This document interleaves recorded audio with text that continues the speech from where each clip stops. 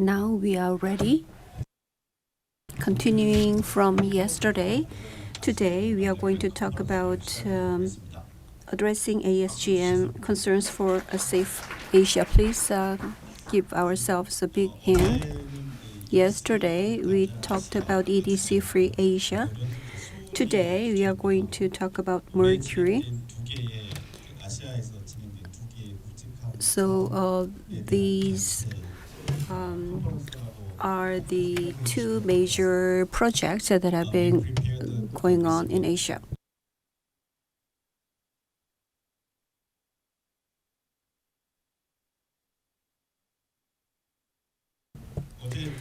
I forgot to introduce myself yesterday. My name is Kim Won. Nice to meet you. I'm responsible for the entire project. The conference started yesterday, and I believe you already know each other, so greetings would be omitted. Instead, WIOEH, the director, gave us brief greetings messages, so Kim Boyeon will read that. Okay, I'm the alternative to Dr. Lee. Society safe from hazards can only be created by participation and acting. The Wonjin Institute is a private research institute established in 1999 with a compensation fund for victims of carbon disulfide occupational diseases. The institute has been conducting research on occupational diseases, environmental pollution issues, and social activity to secure the right to health for workers and citizens. Since 2021, the Wonjin Institute with NGOs in Asia has been conducting studies and researches on environmental pollution issues. So with the support of CGFED, in 2021, we investigated exposure to EDC such as phthalate and bisphenol A. In 2022, farmers' exposure to pesticides, and last year, mercury exposure in mining areas. This conference was an opportunity to present and discuss the results of a survey conducted in 2023 on the issue of mercury exposure and exposure to endocrine disruptors in the living environment. The three-year project is supported by the CGFED and the NGOs in Asia is more than just a research project. It is a practical project to identify problems through a scientific approach with the citizens and to make Asia safer from environmental pollution. May we all be experts and activists who understand the problems and take actions. Once again, I would like to express my deepest gratitude to CGFED for their active support for this project and to the NGOs in Asia which have actively participated in this project. Thank you. So the first presentation, I am actually the first speaker. Together with the three countries, we did this project for artisanal and small-scale gold mining. So in that community, we did a survey of the exposure to mercury, and we're here to share with you the outcome of the project.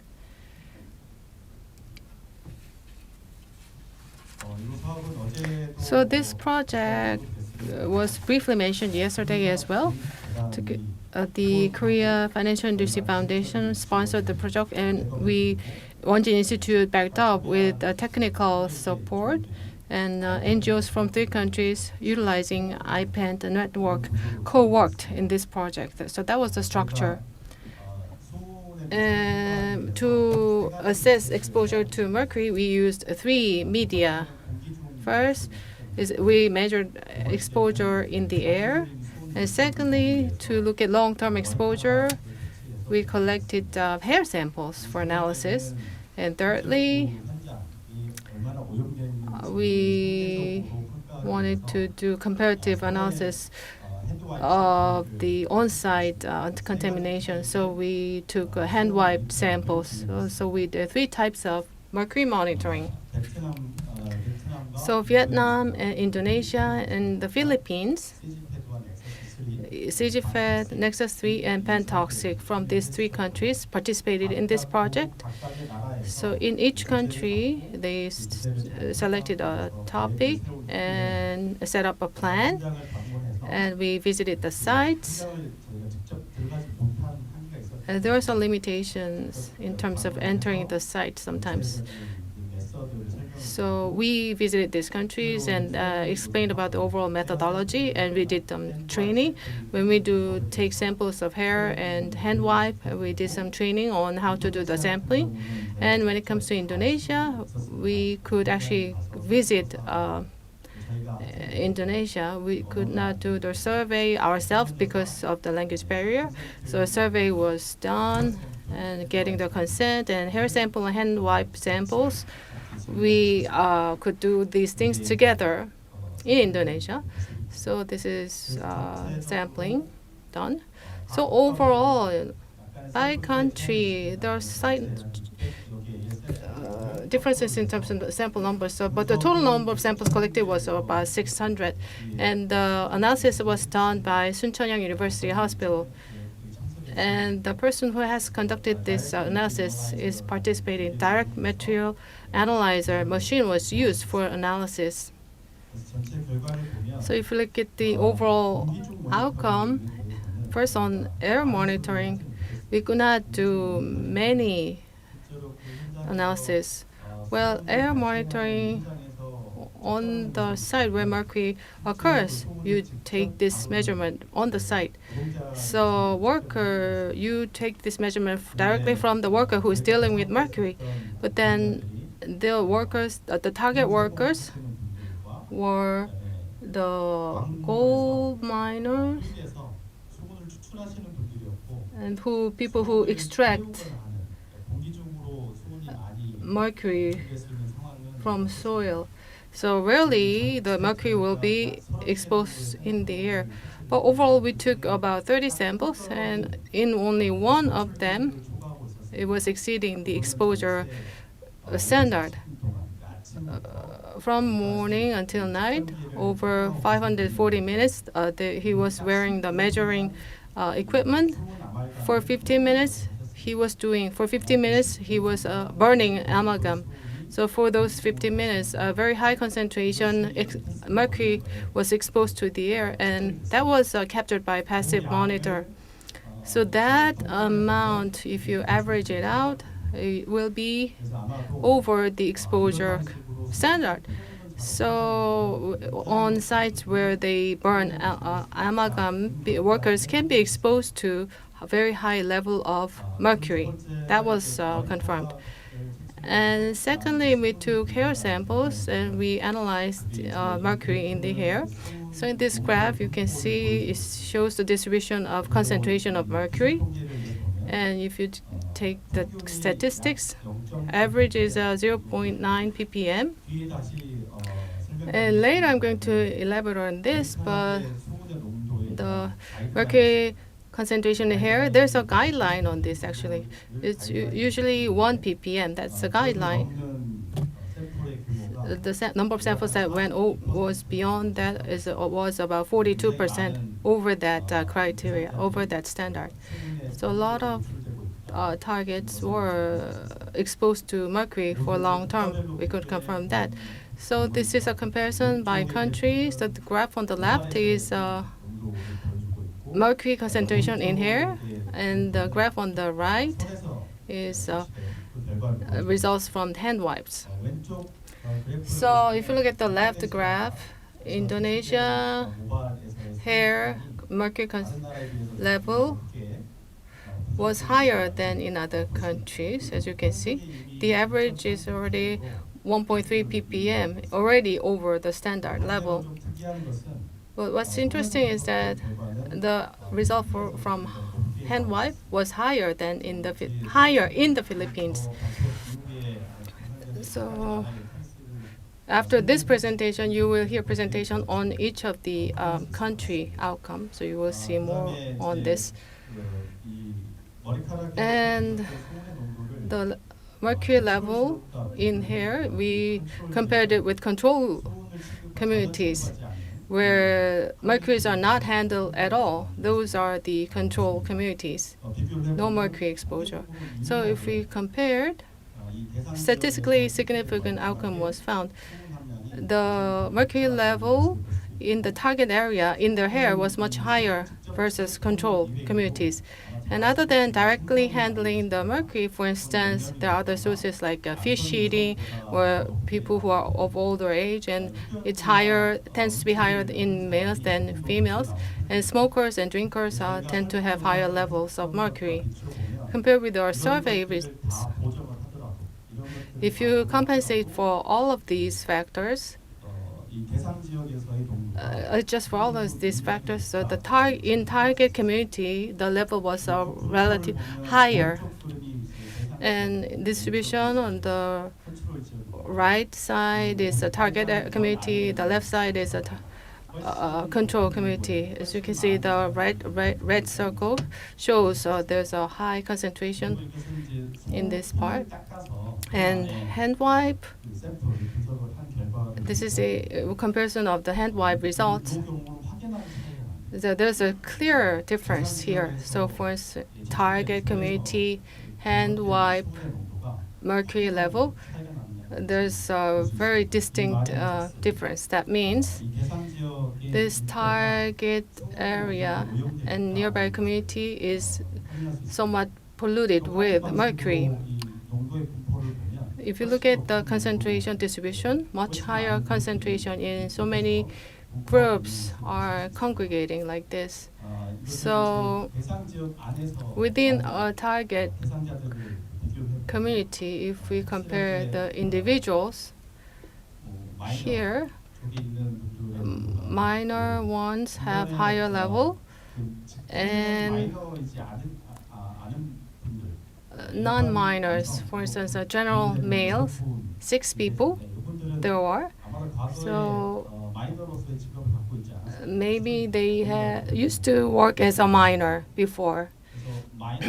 We can assume. So versus non-minors, minors showed higher level. And one of the most important topics was the mercury neurodevelopment of children. So the guideline was developed for protecting the children and their development. So that's an important topic. So if we did a separate analysis on children, so when it comes to children, we find same results. So in the target community sample hair from the children's hair and hands, the mercury level was most definitely higher in those target communities.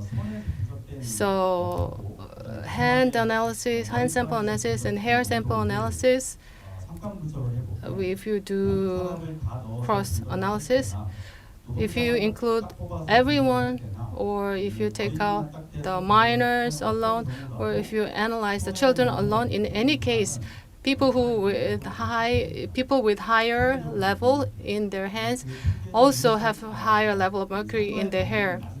So the correlation level is not very high. So we assume that through the community contamination, that's partly reflected in the higher level in the hair. So contamination of surrounding environment maybe is a significant contributor here. And mercury handling sites, how far or close you're living from that mercury handling community, depending on that, the hand level concentration we compared. So if you children living within 1 kilometer, the level of mercury in those children were definitely higher than the other group. So there's a definite impact from the environment. So the guidelines for mercury levels in hair in US EPA, their criteria is 1 ppm, and WHO's criteria is a 2.5 ppm. So both of these guidelines in fetus and children's toxic development, neurodevelopmental toxicity prevention is the main purpose of those guidelines. So in the control group, and right-hand side is target group analysis.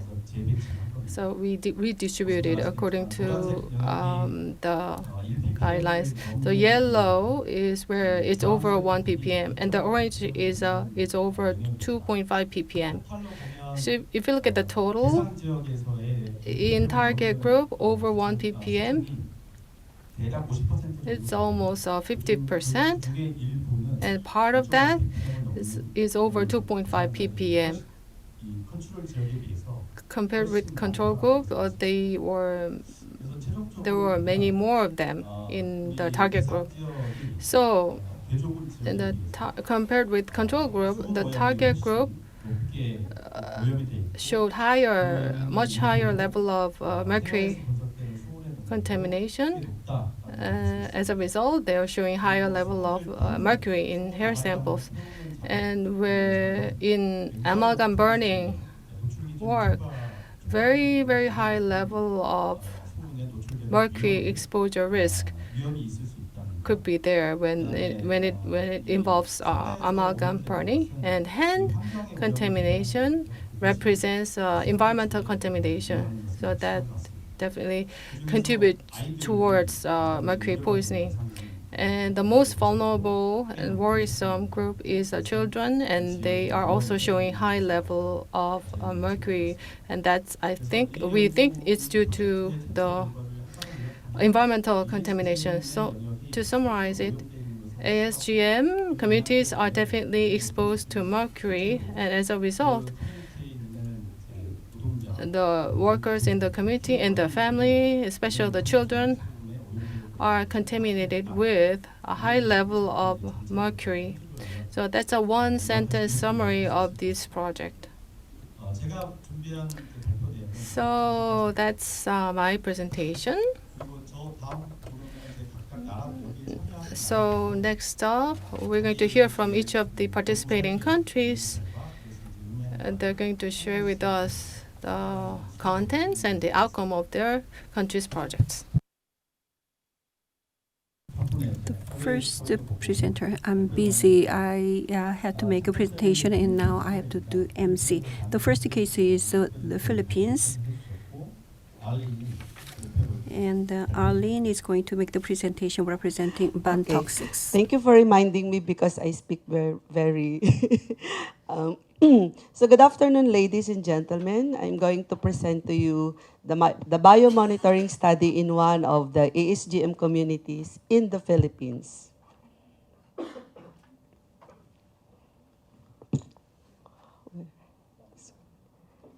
This one. This one.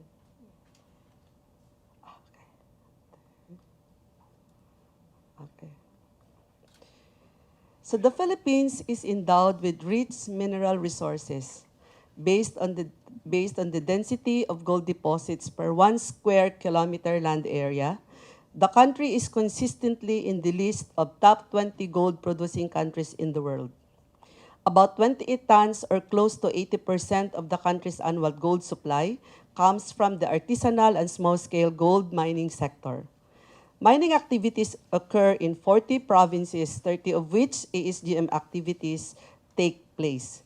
The Philippine map on the right shows the small-scale gold mining areas, and as you can see, it is all over the country. Studies suggest there are about 200 to 300,000 small-scale gold miners nationwide, of which 18,000 are women and children. It is mostly informal and illegal, taking place in the backyards of poor families. As much as 75% of the total ASGM population barely earn enough for the day's needs. Miners usually earn enough to buy food, water, and other needs on any given day. The subsistent nature of mining contributes to continued mercury use in several ways. Mercury is accessible and is considered a relatively quick and easy way to produce gold within hours. The Philippine map on the right shows small-scale gold mining areas where mercury is used in gold mining, and as you can see, it is very rampant. This is a typical small-scale mining operation. This photo was taken during our collection of hair and hand sample in Davao de Oro in the southern part of the Philippines. The mining portal is opposite this house.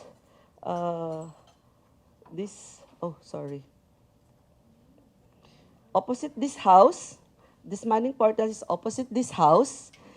At the bottom, in the backyard, here in the backyard, this man is manually crushing the ore. And this facility is inside this house. It is beside the kitchen where the family cook their meals. So why is ban toxics working in ASGM? Child labor in mining is considered the worst form of child labor. ILO estimates in 2011 revealed that 19,000 children work in artisanal small-scale gold mines in the Philippines. In 2017, Ban Toxics implemented a project with ILO to eliminate child labor in ASGM. We were able to withdraw 384 child laborers in ASGM communities in Camarines Norte. Another issue in ASGM is community safety and health. The result of the study,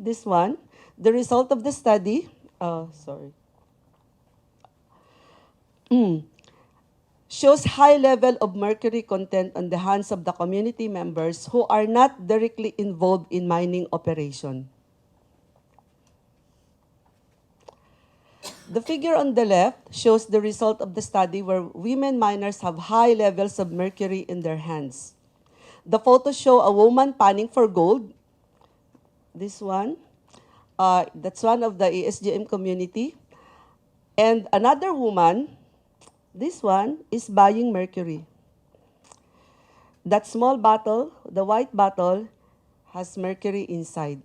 And the other photo is of children panning for gold. The women are the most vulnerable in ASGM, especially those in reproductive age. So one of Ban Toxics' advocacies, aside from the elimination of mercury, is the mainstream gender and development in ASGM. This is the reason why we targeted women as participants of the study. We would like to assess the mercury concentration in hair and hand samples of 120 women living in the vicinity of gold processing facilities in Davao de Oro and to evaluate the influence of some factors on the mercury levels in hair and hand. And we would like also this study to become a science-based information for future programs to control environmental pollution, health issue, and for policy recommendations to the local government units and the ASGM National Action Plan of the country. So the site and participants, we have a study group, is comprised of the following: male and female school teachers in the mining community. Initially, we thought of, testing only the female teacher, but there are 2 teachers who wanted also to be tested. Female miner leaders of mining association, female mine workers, female residents who are not directly involved in mining operations. Additionally, a few male mine workers and children and some male community members asked to participate because they suspected that, they have a lot of mercury. And in the control group, it's made up of male and female community members from the adjacent community of the mining area. So the result of the study shows that 13 female mine workers with high mercury level in their hands, 3 of which have very high mercury with a p-value of more than 0.001.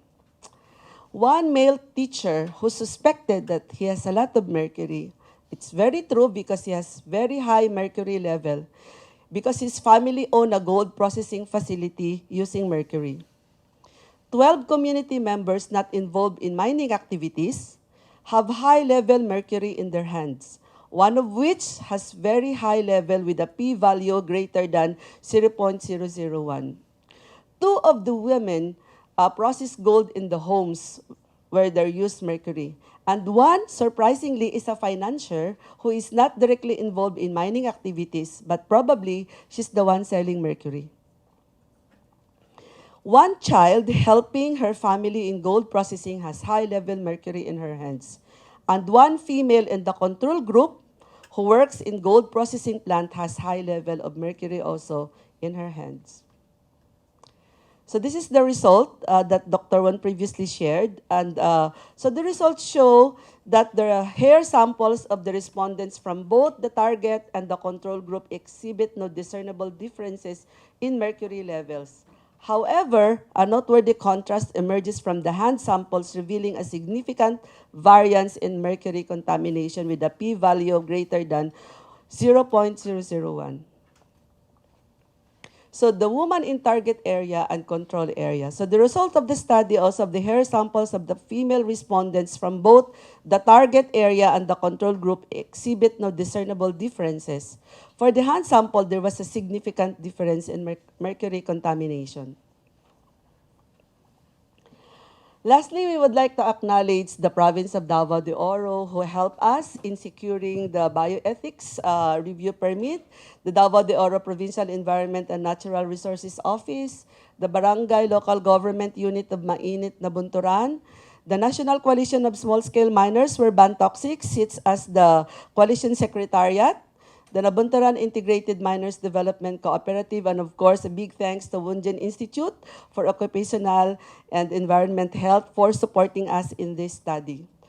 Bantoxics, we are an independent non-government environmental organization that works for the advancement of environmental justice, health, and sustainable development in the area of chemicals and waste, with a special focus on women, children, and other marginalized sectors. We work closely with government agencies, communities, and civil society at local, national, and international levels to reduce and eliminate the use of toxic chemicals and support global sustainable development goals through education campaigns, community grassroots interventions, training and capacity building, policy research and development, and advocacy programs. Maraming salamat po. We at Bantoxics believe the only world worth passing on to our children is toxics-free. So, follow us on Facebook and Twitter. Thank you.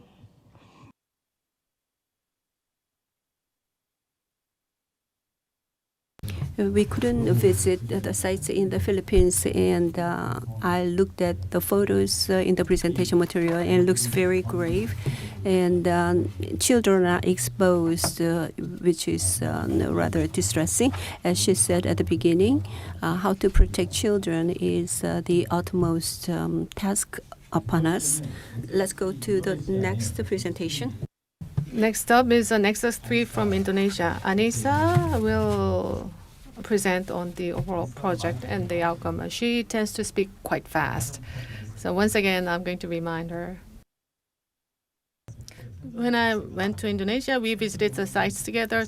We did the sampling work together.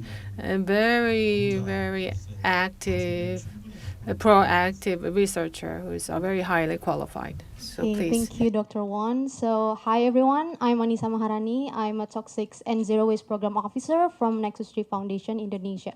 So I'm pleased to share the results of Indonesian case from this Mercury Free Asia project with the Wonjin Institute. So before I start to share the results, I want to tell you briefly about my organization.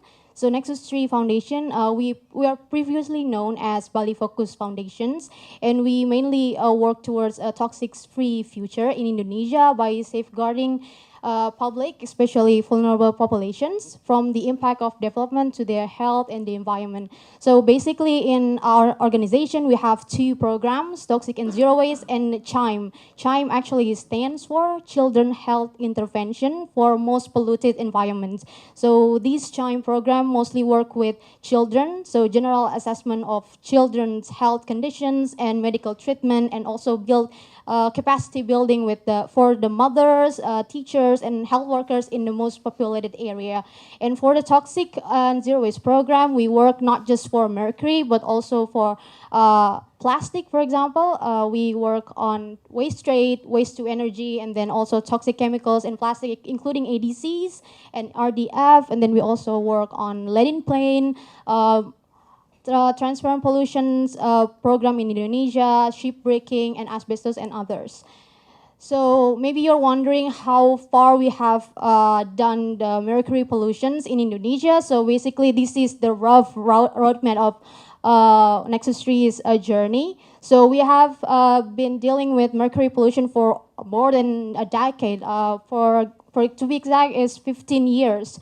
And we have done, to start, we done the survey, and we mapping out the SGM hotspot, and then we also investigate the mercury trade and flow, and then of course doing multiple samplings to, of course, confirm the findings of the mercury contamination in not just in soils or environmental matrices, but also in biomarker, humans and also plants. And we also submit so many recommendations to our governments. As you can see that where I put the stars, that's I could consider that's the biggest achievement that we have so far on public policy. For example, the first one is to prohibit mercury importation, and then the Ministry of Trade doing the issues on the regulations. And then the big one that we have is that we give 10 facts to the President's Staff's Office, which one of them is to ratify Minamata Convention, which is accepted, 7 of them. And after that, a year later, Indonesia is ratifying Minamata Conventions. And then we also doing recommendation on making local action plans to eliminate mercury in Indonesia. And we also facilitating many provinces to create the local action plan. So we just recommend it and then leave it there. No, we also providing the assistance to the provinces itself. Also, and for the past 5 years, we are continuing to develop what we can do to do with the mercury pollutions. As you can see on the very far right on these slides, we are doing a mercury biomonitoring in biodiversities now, in birds and fish, and also doing soil remediations. And we also work with the UN special reporter to address mercury and people's, indigenous people. Sorry. And yeah, this is one of the results of our work. So we map out the ASGM hotspot in Indonesia. And as you can see, it is actually in 31 out of 34 provinces in Indonesia, and it's been overlapping to 15 national park and protected forests. And this is a very, very concerning and alarming, right? And you can easily access these maps in here. Okay. Yeah.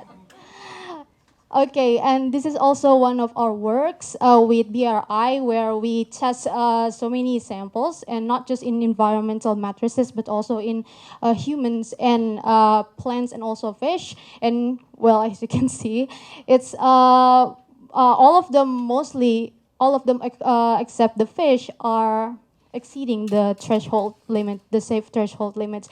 And for these. For this one, this is considered safe because we are lacking of data. So it's not because it is safe, it's because we need more data to be analyzed. And we are doing that in the past 3 years now. Yeah, so maybe you're wondering what is the challenges in Indonesia. We can map out to 4.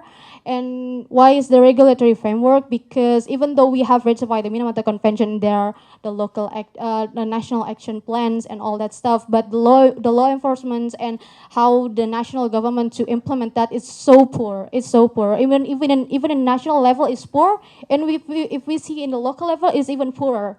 So, for example, like the trade itself. So, national level doesn't have control over the trade of mercury in SGM. And it is very decentralized, so it's very hard to control. And you can easily access the mercury in marketplace because it's sold freely in marketplace. And no one is capturing these people who sell the mercury. And yeah, Also, the economic loss is quite high, and one of the very important one is the health impact.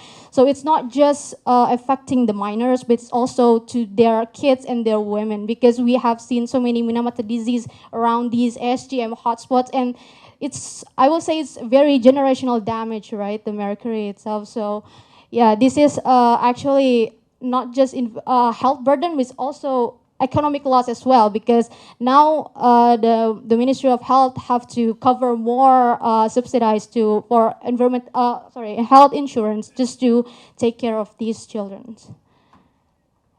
Uh, yeah, so the objective of these studies is actually to examining occupational mercury exposure on ASGM minors, and we also want to see the environmental exposure to the nearby communities, which including women and children. And you can see there, Dr. Won there. Yeah. And we choose this place, which is in West Java. So our target area is in here, 2 of them, and then this control area is around like 1.5 hour travel from with car, and this is actually a part of UNESCO Global Geopark.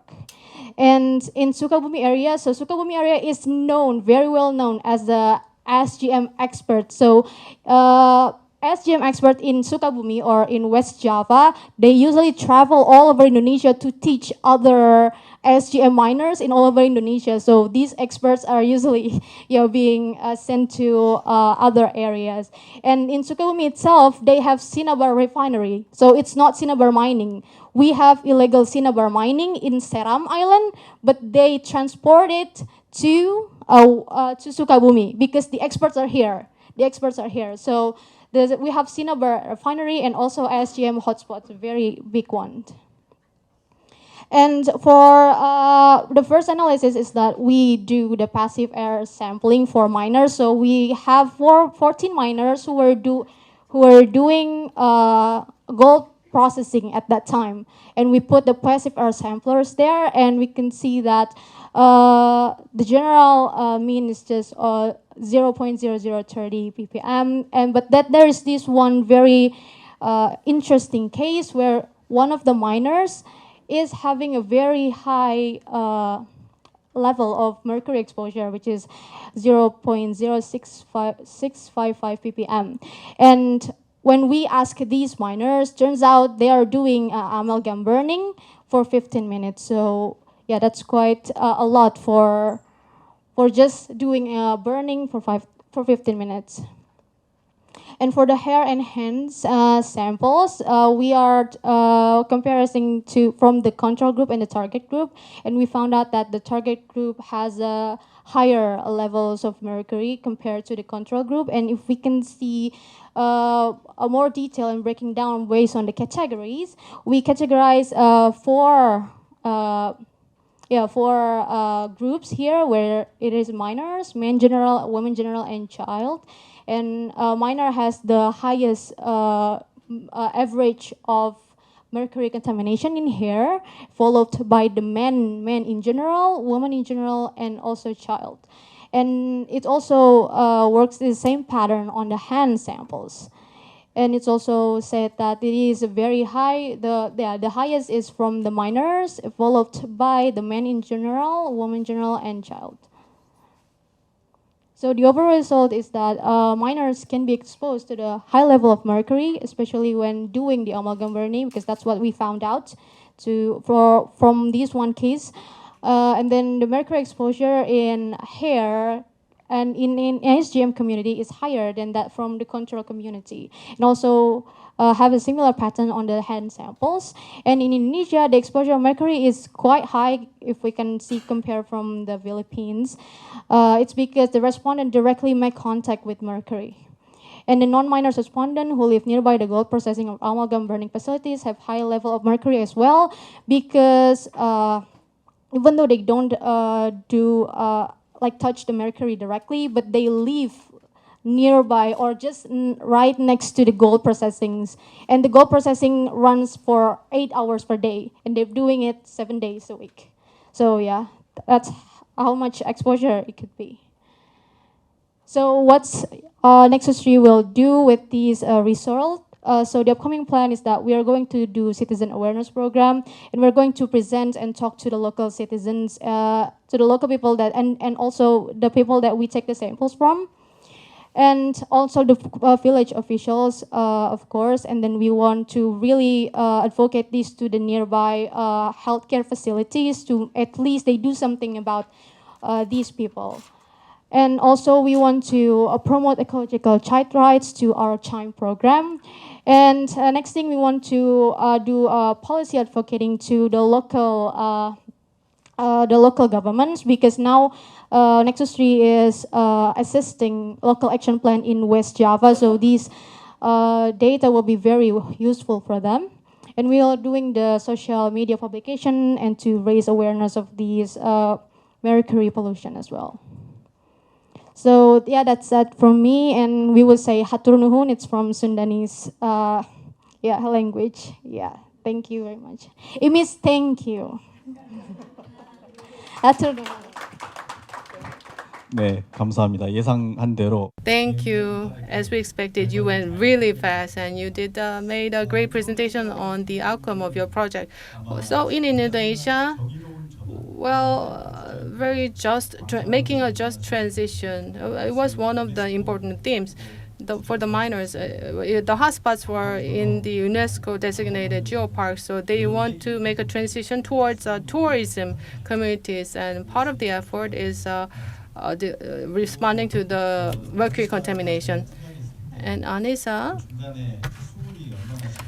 mercury is how easily traded in the market. You mentioned that in your presentation, right? So actually, she showed us a website before. So mercury you can buy online, as if you can buy bottled water online. It's as easy as that. So if anybody needs a mercury, if you contact me, I can share that link with you. And third country.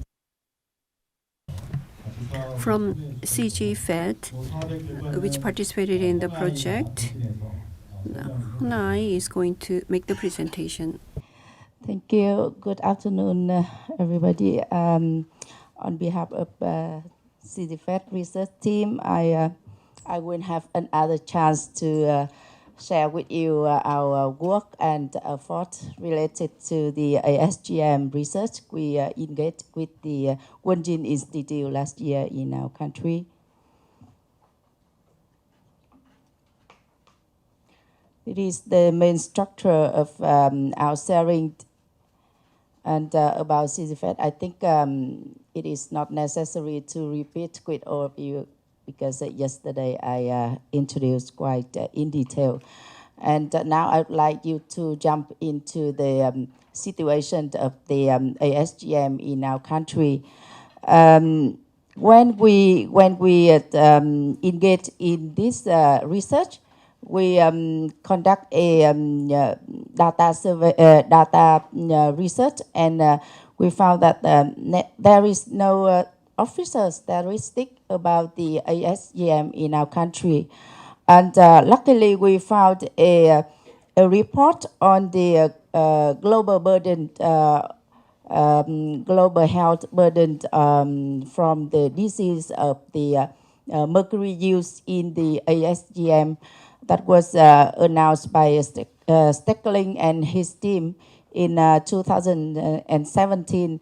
It is said that Vietnam is the home for a thriving ASGM community, which is engaged from 3,000 to 63,000 artisans in this sector.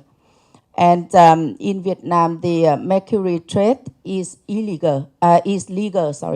Mercury trade is legal, but mercury use in the ASGM is illegal. And in 2014, the Vietnam government has issued a decree which to limit the use of the mercury in the ASGM. And one of the lists on the technology banned from the transfer was stipulated in is the mercury used in the technology in the small scale gold mining. And also in Vietnam, we have a number of legal documents on sanctions for the illegal gold mining act, like the mineral law in 2010, the law on the environment protecting and protection tax that was issued in 2010 and revised and updated in 2020. And also it is covered in the Criminal Code of Vietnam, issued in 2015. And this is about the Yên Bái province, where we conduct the research to collect the biosample for this research. In the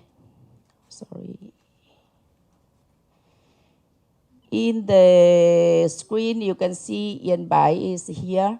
It is a mountainous province located in the north of Vietnam.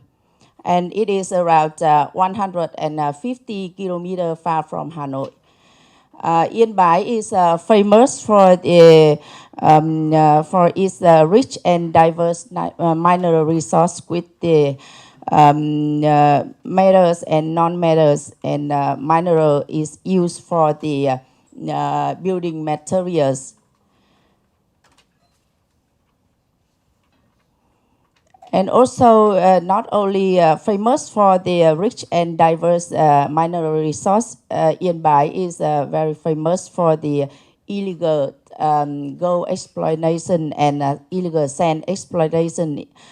If you do the Google search on Yên Bái, on the Google, you can see lots of the article about this issue. And in this area, people take the sand from the riverbed and then they transfer to the desert riverbank for their gold washing activity.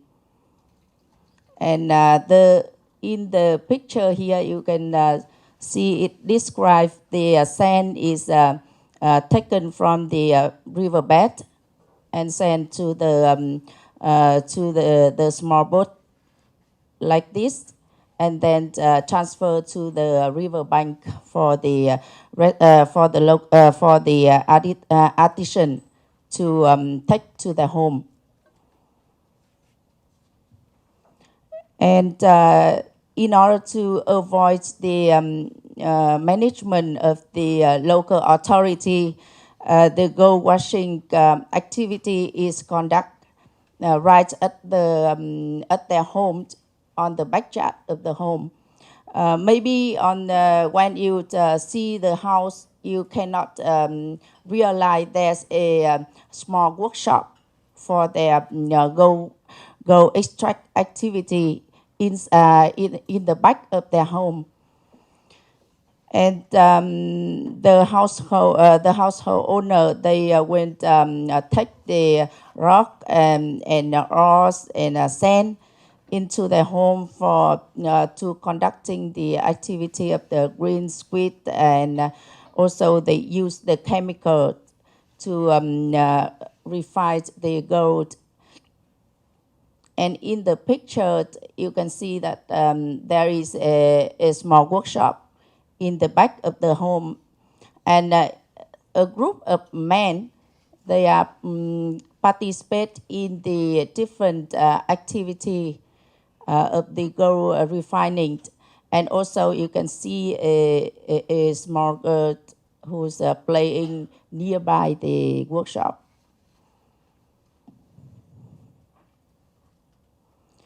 And this is the research objective, which is based on the general objective that Mr. Won has presented. And here is the main activity we have conducted in Vietnam to implement the biosample collection.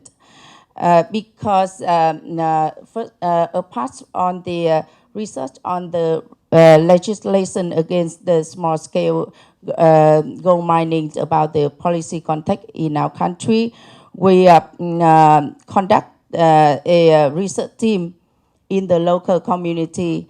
And because you can listen from sharing of Mr. Won that they cannot approach to the community, and even for our staff, the research team are not allowed to approach inside of the community, and that's why we have tried to connect and work closely with a local community-based organizations.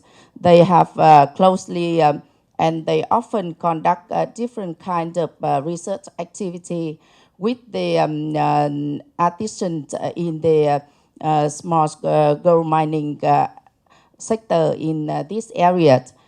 And from the training of experts in Wonjin Institute with our CGFED research team, we then came back to the local community to conduct the training on how to collect the sample, how to use the equipment like the air sample collection, the hand sample collection, and the hair, how to cut the hair to be in accordance with the research guidance to ensure that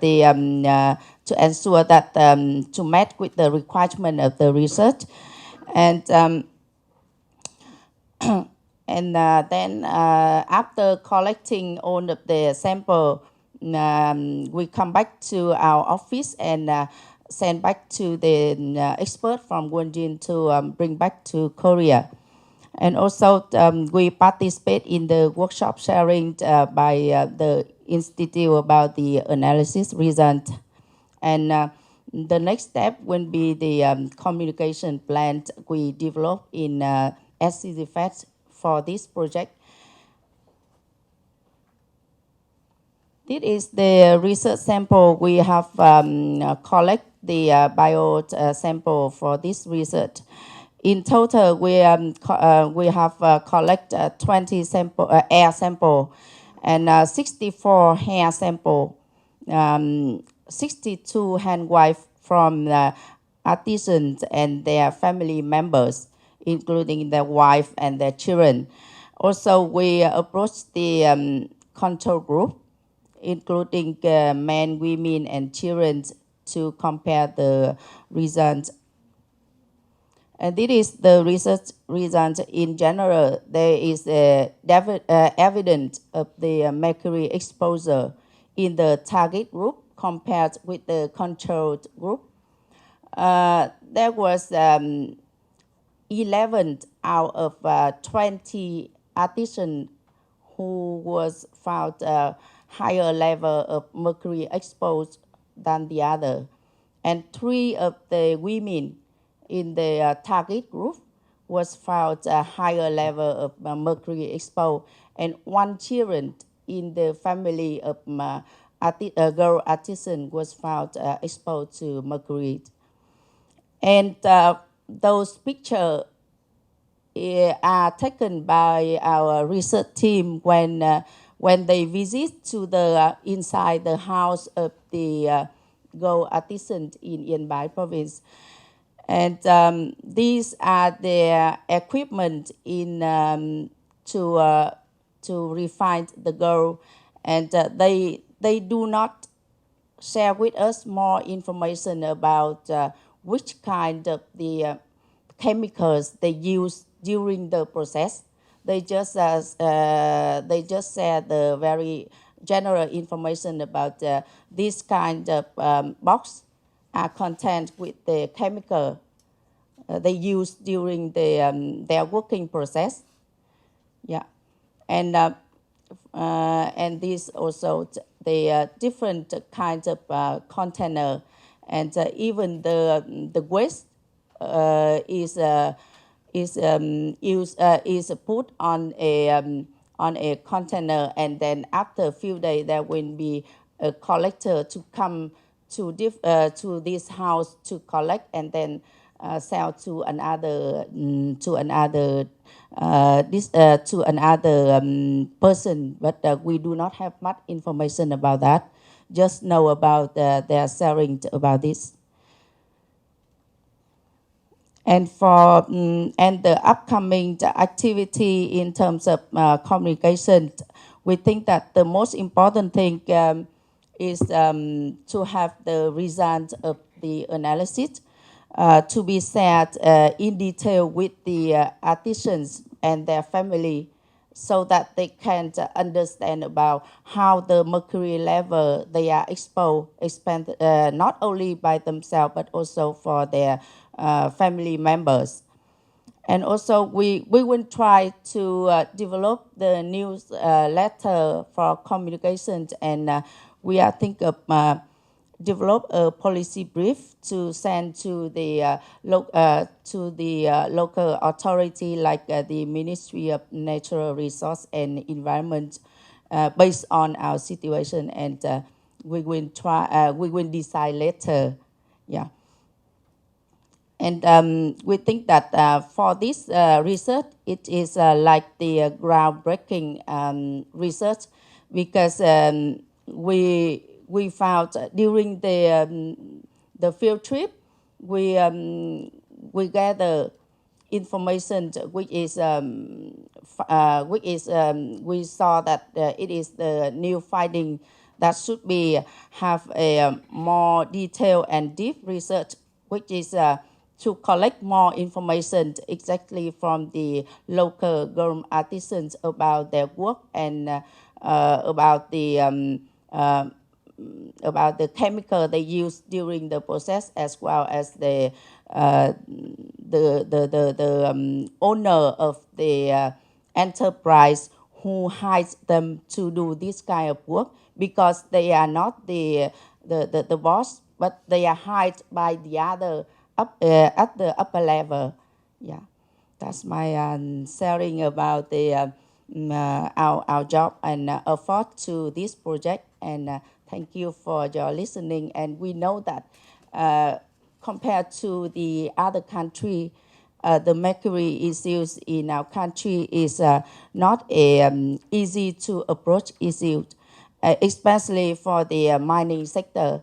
It is not easy to contact and to come into the mining area. And I think that this experience from our country has been understood and known by the Wonjin Institute, because this idea has been developed and discussed again and again for at least 2 years. And luckily, last year we have successfully to contact and get the agreement with from the local community-based organizations to conduct this kind of activity in Yên province. And thank you for listening. 네, 감사합니다. Thank you. When it comes to Vietnam, as you mentioned in the last part, the central government and local governments, they were really keeping an eye on us. And mining companies, they were also giving us a lot of pressure. So there was a very limited opportunity for us to contact the people working in that area. But we could do this, complete this project successfully due to great passion of CGFED. So if you look at the site pictures of all three countries, mostly in the garden and in the backyard, that they are doing this kind of work in their own homes. So the biggest concern is about the children's health. So far, in last year's three-country mercury project, we introduced to you the 8 individual countries projects.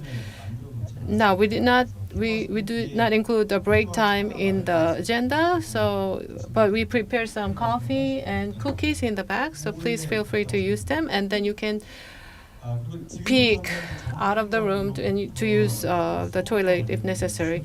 And now it's time for us to hear about some mercury-related issues from experts. The first presenter is Professor Hong Young-seop from Donghwa University.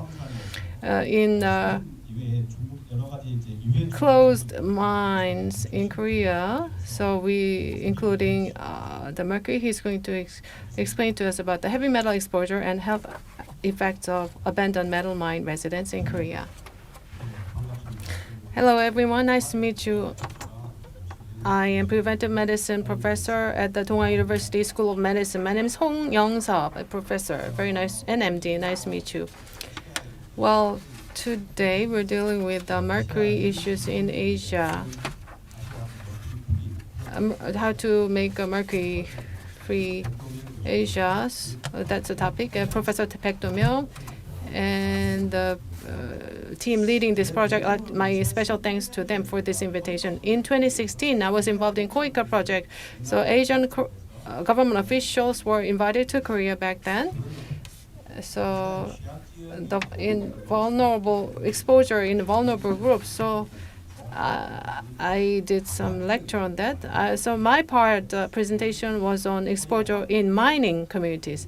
In Korea, the abandoned metal mines. So when it comes to environmental contamination, there's a big issue. In other Asian countries, ASGM was the biggest issue. So that was my topic of the lecture at that time. So about ASGM, it was difficult for me to access that the mercury issue coming out of ASGM has a big impact on global level. And when I look at the outcome of this project, I feel I am learning a lot from this project and the outcome. I feel this is a very important work. So my topic today is abandoned metal mines in Korea. Somewhat different aspect from other Asian countries. So I hope you keep that in mind as we go into my presentation.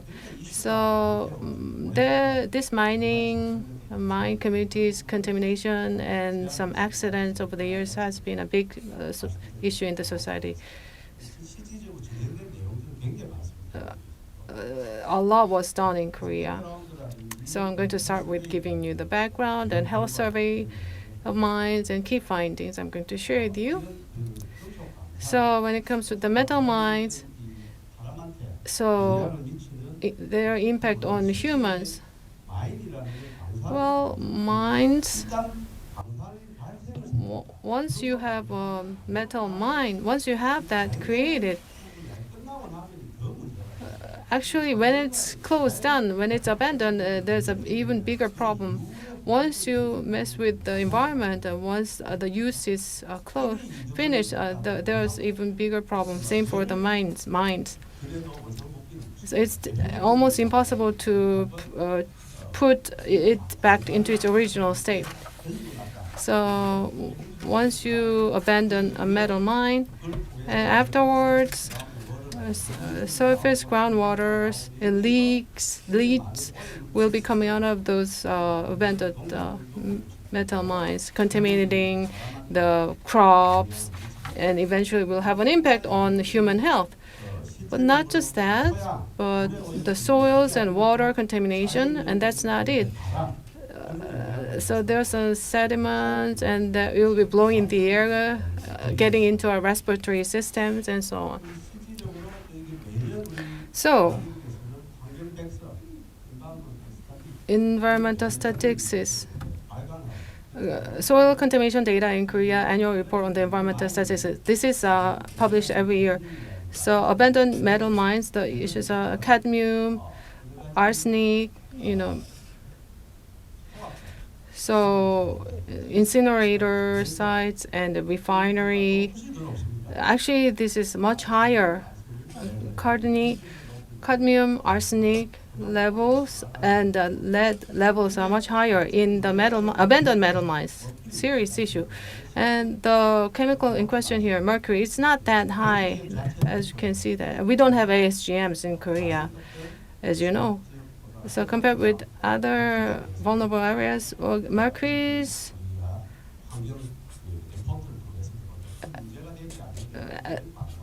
are not the most important issue in the Korean mines. So to give you the background, since the late 19th century, during the Japanese colonial rule at the end of 19th century, that's when the mining was really earnestly developed to supply for the wars. And since then, in the 1970s, the industrial structures began to change. So they were no longer needed, so they began to abandon the metal mines. But eventually, once they are abandoned, it's difficult to turn them back into the original state. So agriculture, soil, water, it impacts all these aspects. So without proper remediation, even if you try to remedy it, it's difficult to put it back into the original state. So that's causing contamination. And starting in the early 2000s, 936 confirmed metal mines. Here I'm talking specifically about metal mines. Coalwork mines are separate. There are thousands of them. And here we're talking only about metal mines. And the 936 confirmed ones. Later, many more were found. So about these ones, in 2000, we started investigating these abandoned metal mines and did some assessment. There were multiple risks identified, and since 2007, Korea was leading this effort, so we divided into additional study group, observation group, and so on. And every now and then, some incidents happen, and starting from 2007, 936 abandoned metal mines we assessed using soil samples, and 577 not much soil contamination was found. So we took 358 abandoned metal mine soil samples and divide them into additional study group and observation group and so on. And this study is still continues today. 39 ones that's completed, and 108 observation group already completed. So third stage is continuing today. So over 10 years, we are doing this research. And this is categorization by region.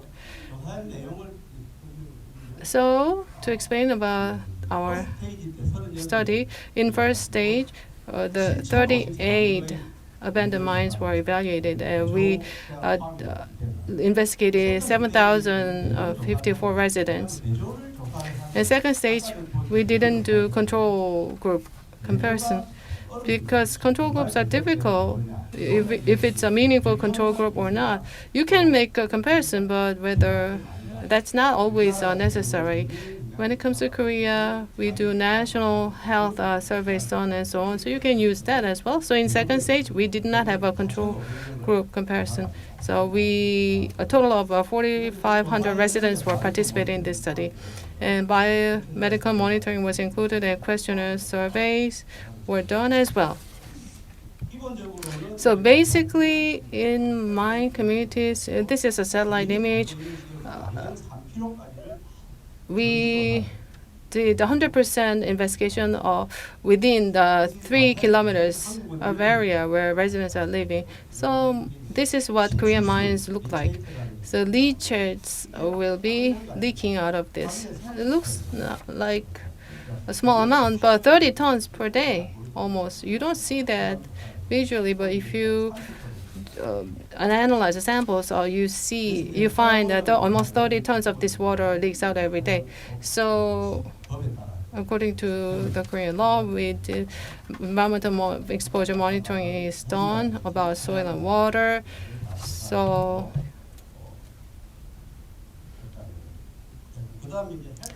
and then next up is health surveys. Health surveys, the most important is the residents' council. We have to get their consent first, and then we do census, and we secure control village, and 100% household investigation is done.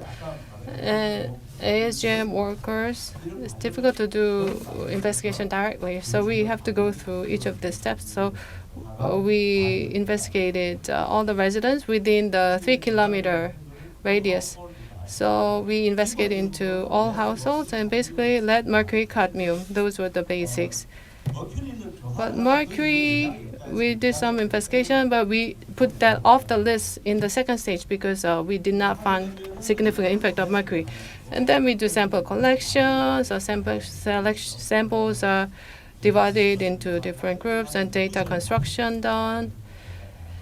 And we do analysis starting with lead, and QC control is done as well.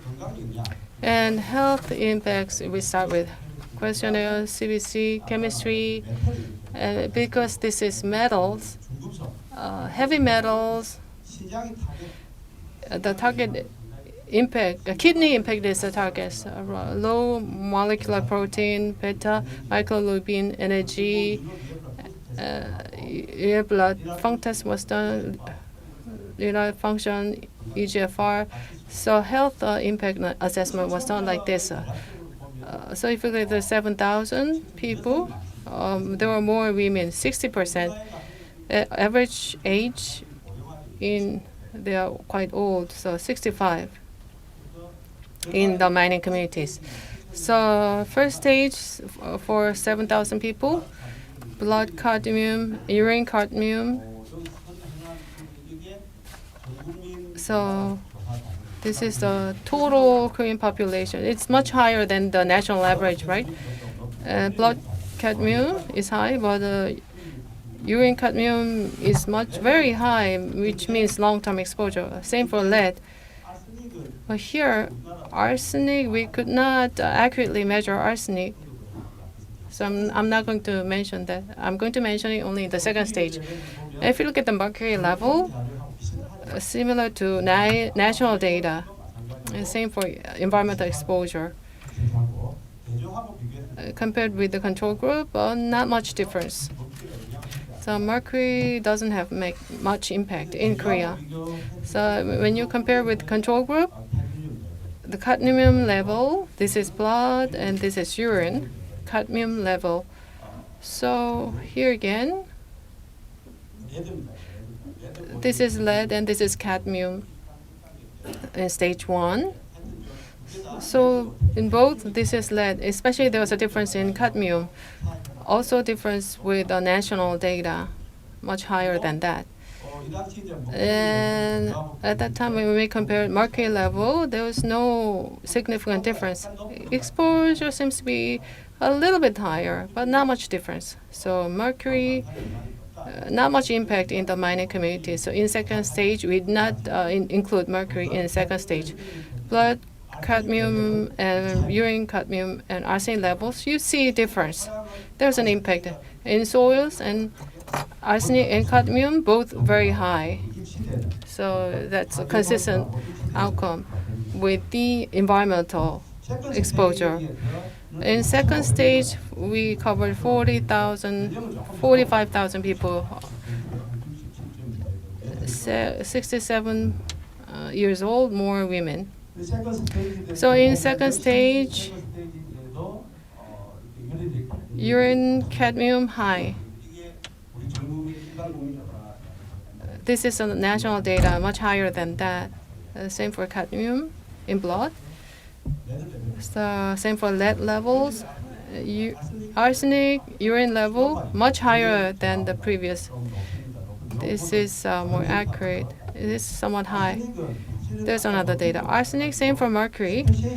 You have to do speciation, organic and inorganic. You have to segregate them. So in second stage, because it's quite costly, we did only 10%. And when we did that, there was some difference. In second stage, blood lead difference you see. If you look at the numbers compared with the national data, lead level is higher. But similar to first stage, though.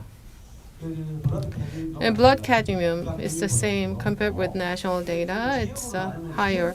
And by region, some regions are higher. So there's some difference, regional difference. And the higher the age, it's higher. The value is higher. And cadmium is higher in women.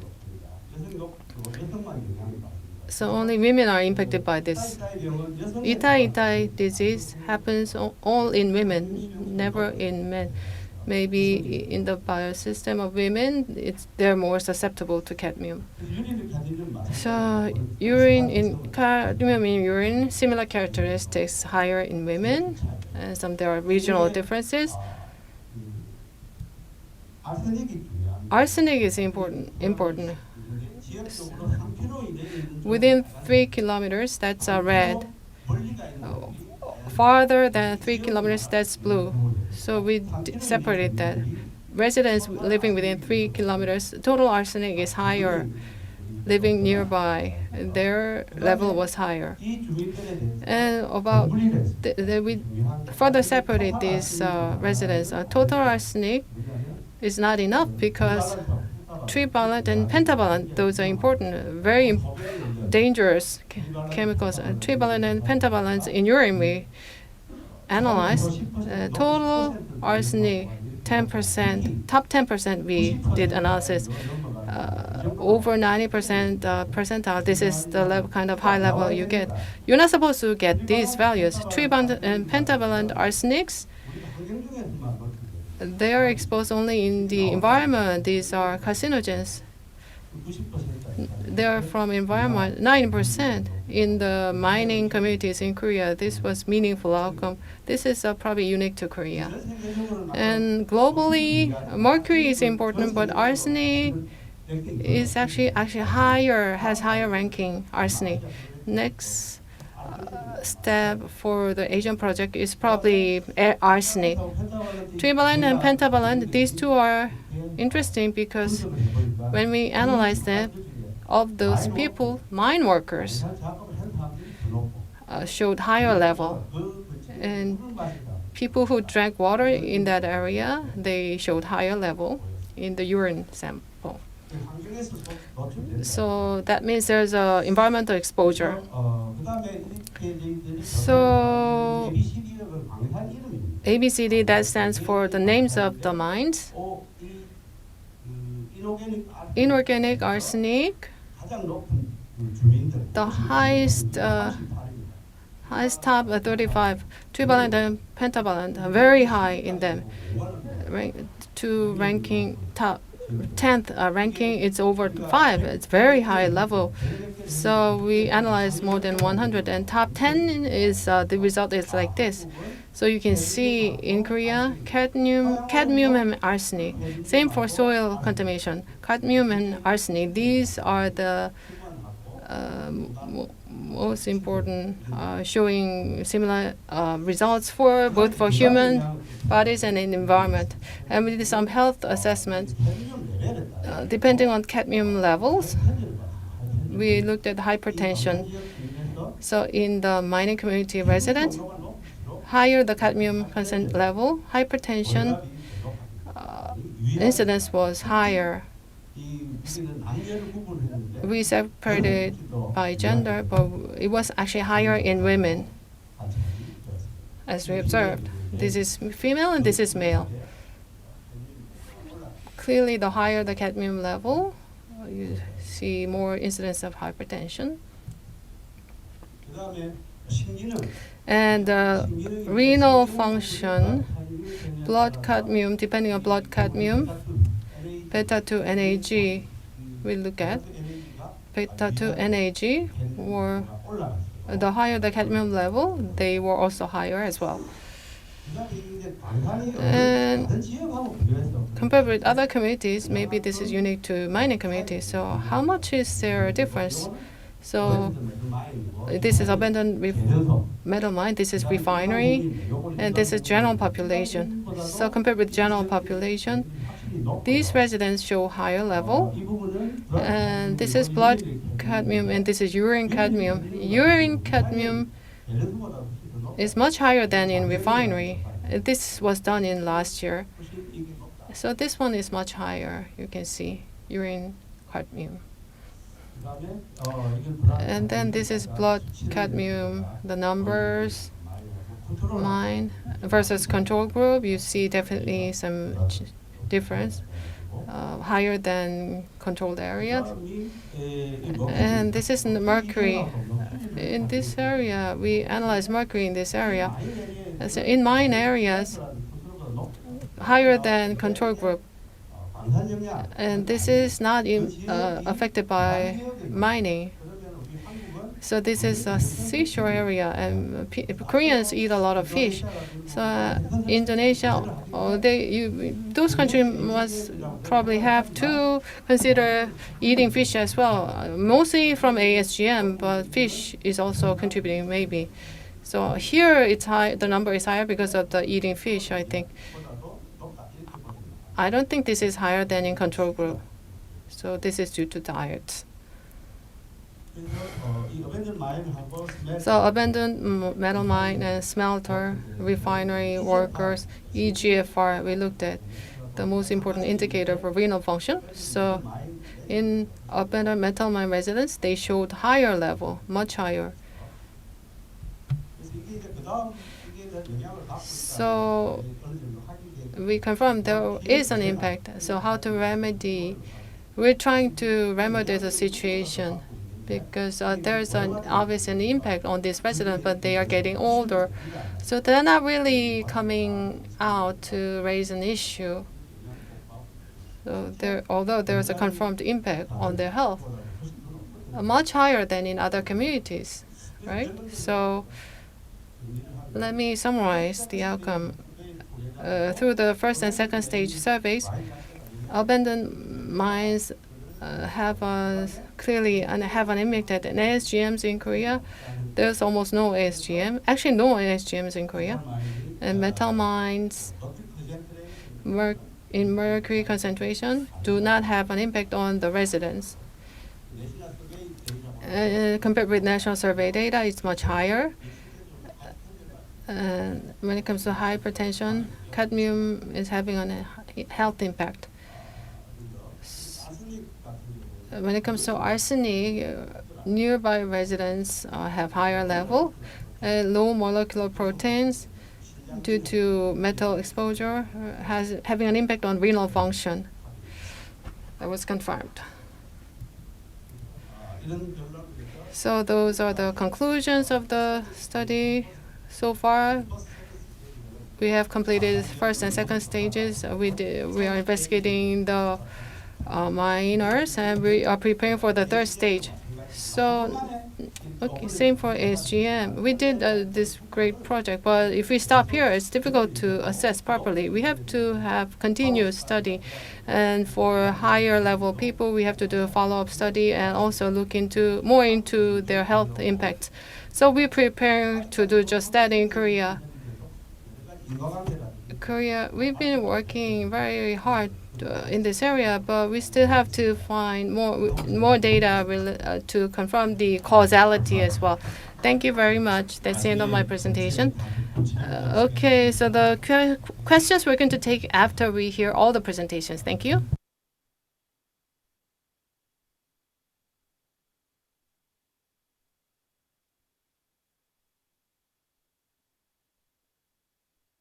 Once there's environmental contamination, of course, residents will be exposed to the contamination and having an impact on their health. That this is clearly true. You see that pattern. And secondly, I was surprised because this study is continuing for more than 2 decades now. So in Asian countries, when they start study like this in earnest, maybe this can be a reference for them. And actually, ASGM issue experts, a lot of them have been recommended to us. These two gentlemen were really strongly recommended. We really wanted to invite them. And the next person could not participate in person, but it will be joining us through Zoom. Lee Bell is the speaker, and I believe you know him. He is with IPEN. Let's hear from him. Can you hear my sound correctly? Yes. Yes, thank you. Thanks very much for inviting me to take part in this excellent webinar and conference. I'm just about to share my presentation.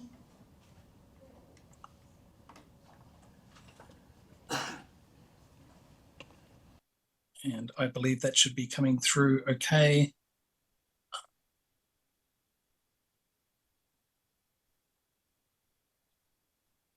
Thank you very much. I'll just minimize something there.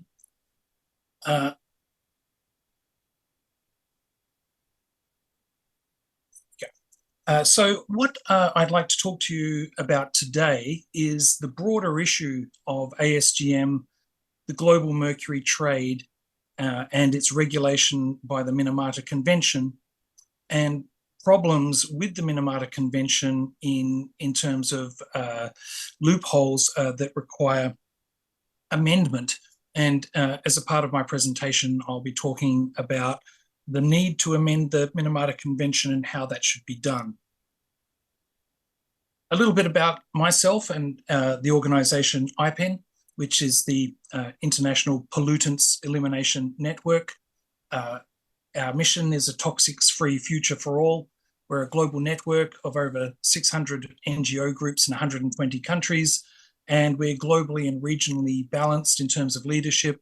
And we have 2 global offices, one based in Sweden, one in the US, and 8 IPEN regional hubs around the world. We believe the Minamata Convention should be amended to end the global mercury trade completely. Much of the global mercury trade appears to be diverted currently to ASGM, polluting mining regions and contributing to global mercury pollution.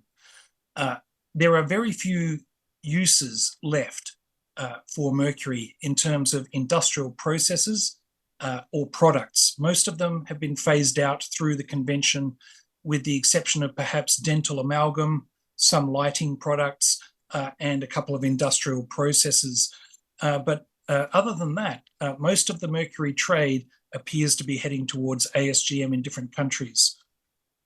There are a few reasons other than gold mining to continue the global, there are few reasons other than gold mining to continue the global mercury trade as these processes and products have been phased out.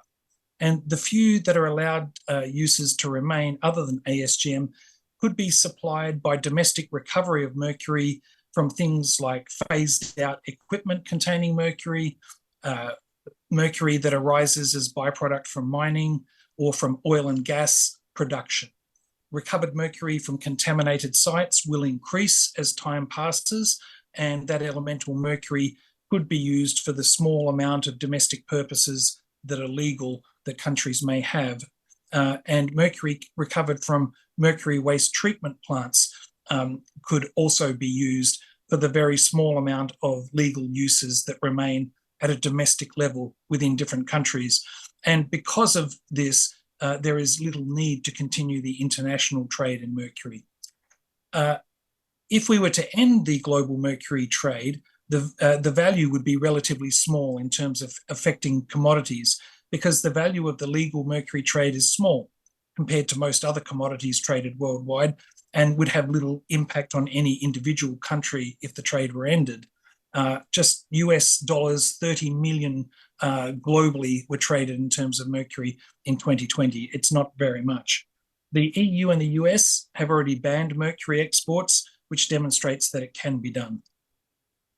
Just looking at some of the mercury trade data that is developed by Chatham House in their resource trade database, you can see that, and I'll show a few more slides on this, you can see that the trade has significantly changed. It's dropped a lot since 2010, and since 2014 perhaps was the sharpest drops in international trade as the Minamata Convention controls became into effect.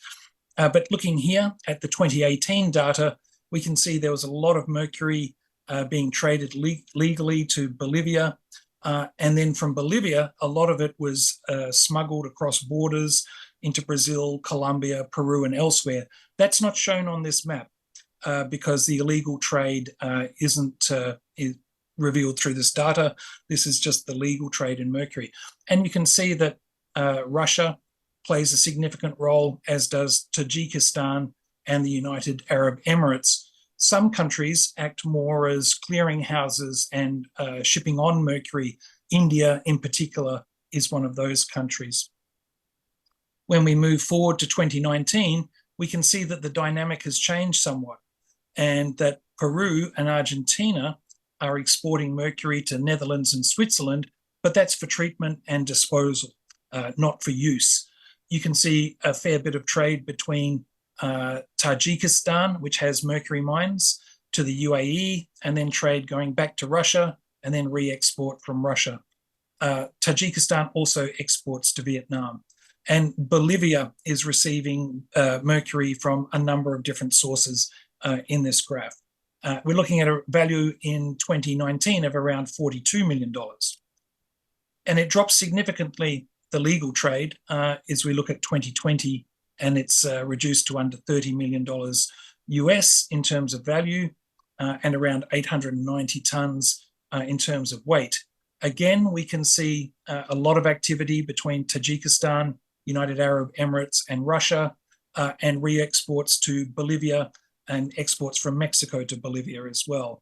Latin America is a particular hotspot for ASGM activity, as well as Southeast Asia. And so these are often the endpoints for legal and illegal trade in mercury.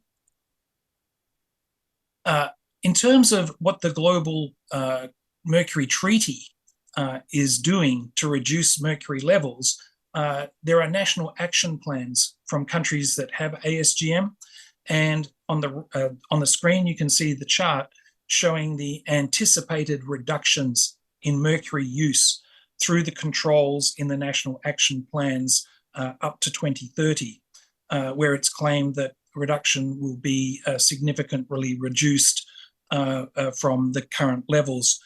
But the Global Mercury Assessment, which was a UN document looking at the trade in mercury and use in mercury, is not in agreement with the national action plans and the amount of mercury being reported by individual countries.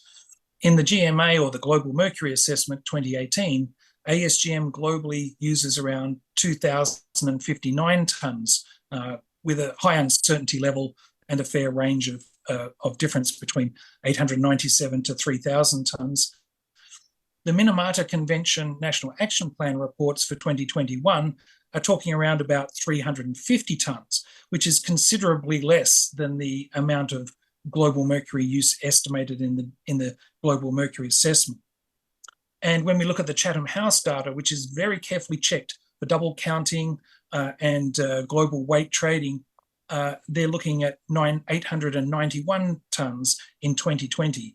So the numbers there don't necessarily concur.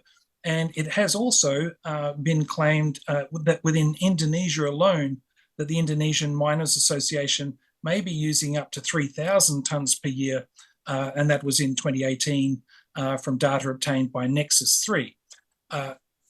If we look at those different figures, we can see there are quite significant differences between those.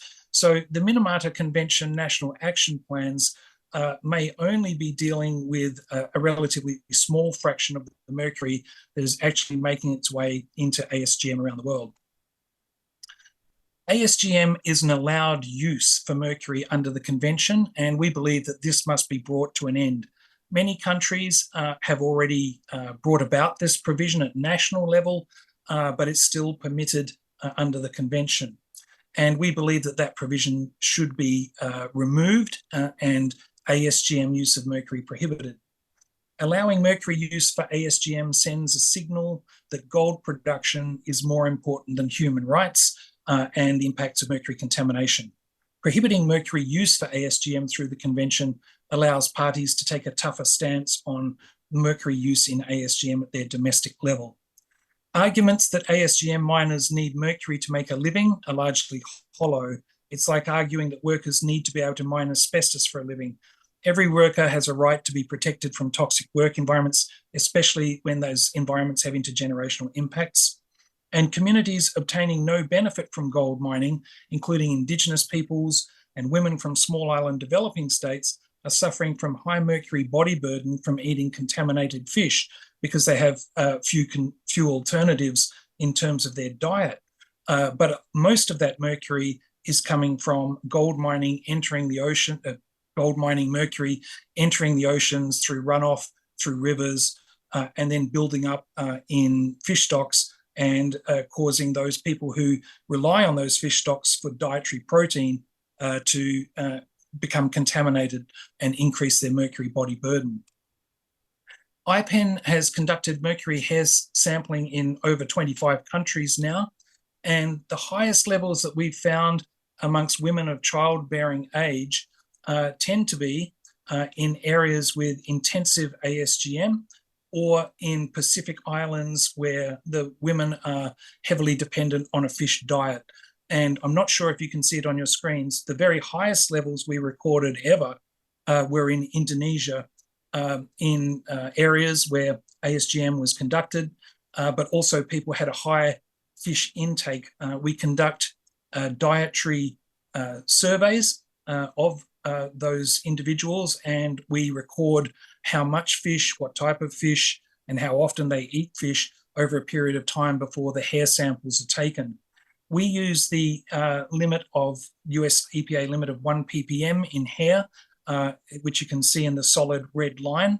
But we also like to assess against the 0.58 ppm level, which is recommended by Philippe Grandjean, one of the experts in mercury impact analysis, who believes that the 1 ppm level was a miscalculation when the data was first calculated by the US EPA about 20 years ago.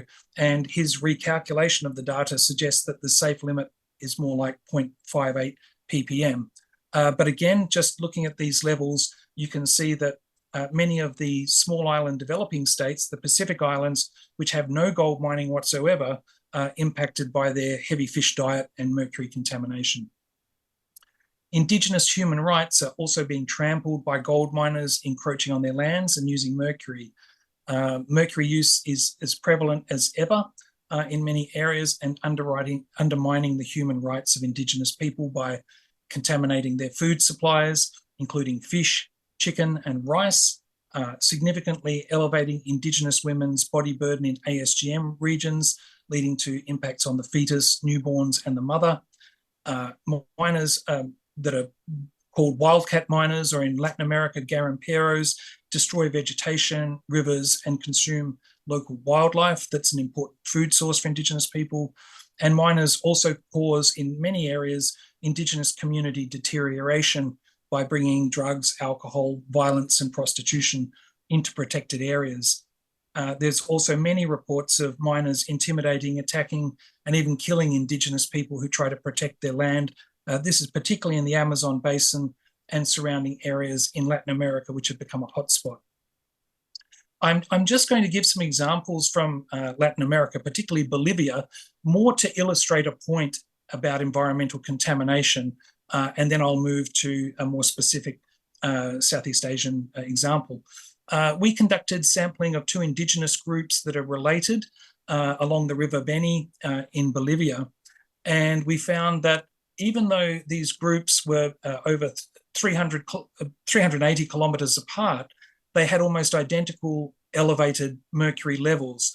And when we studied their dietary surveys, it was almost entirely as a result of their fish consumption. These groups of people eat very little else other than wild caught fish and bananas and some other vegetables that they remove from the jungle, and occasionally other types of what they call bush meat. But the contribution is clearly from their very, very high fish diet. The SA Asia people had very, very high levels, which you can see in the chart, compared to samples we took in Brazil, Venezuela, and Colombia. And both of the 2 Indigenous groups that were related had almost identical, very high levels. Interestingly, 2 examples, 2 of the participants had very low levels. And when we got the data, we couldn't understand why their levels were so low until we found that they were 2 people that had been used as a test control, and they actually lived in the city of La Paz, even though they were related to these groups, and they had a low fish diet, and their levels were well below the 0.5, the 1 ppm level indicated here. So that was an interesting control. As well as that, the town of Iquira in Colombia had very low levels. and we found that that group had converted from mercury use in ASGM to non-mercury use in extracting gold 20 years ago. And so they provided an interesting comparison to the two other sites in Venezuela and Brazil that continue to use mercury.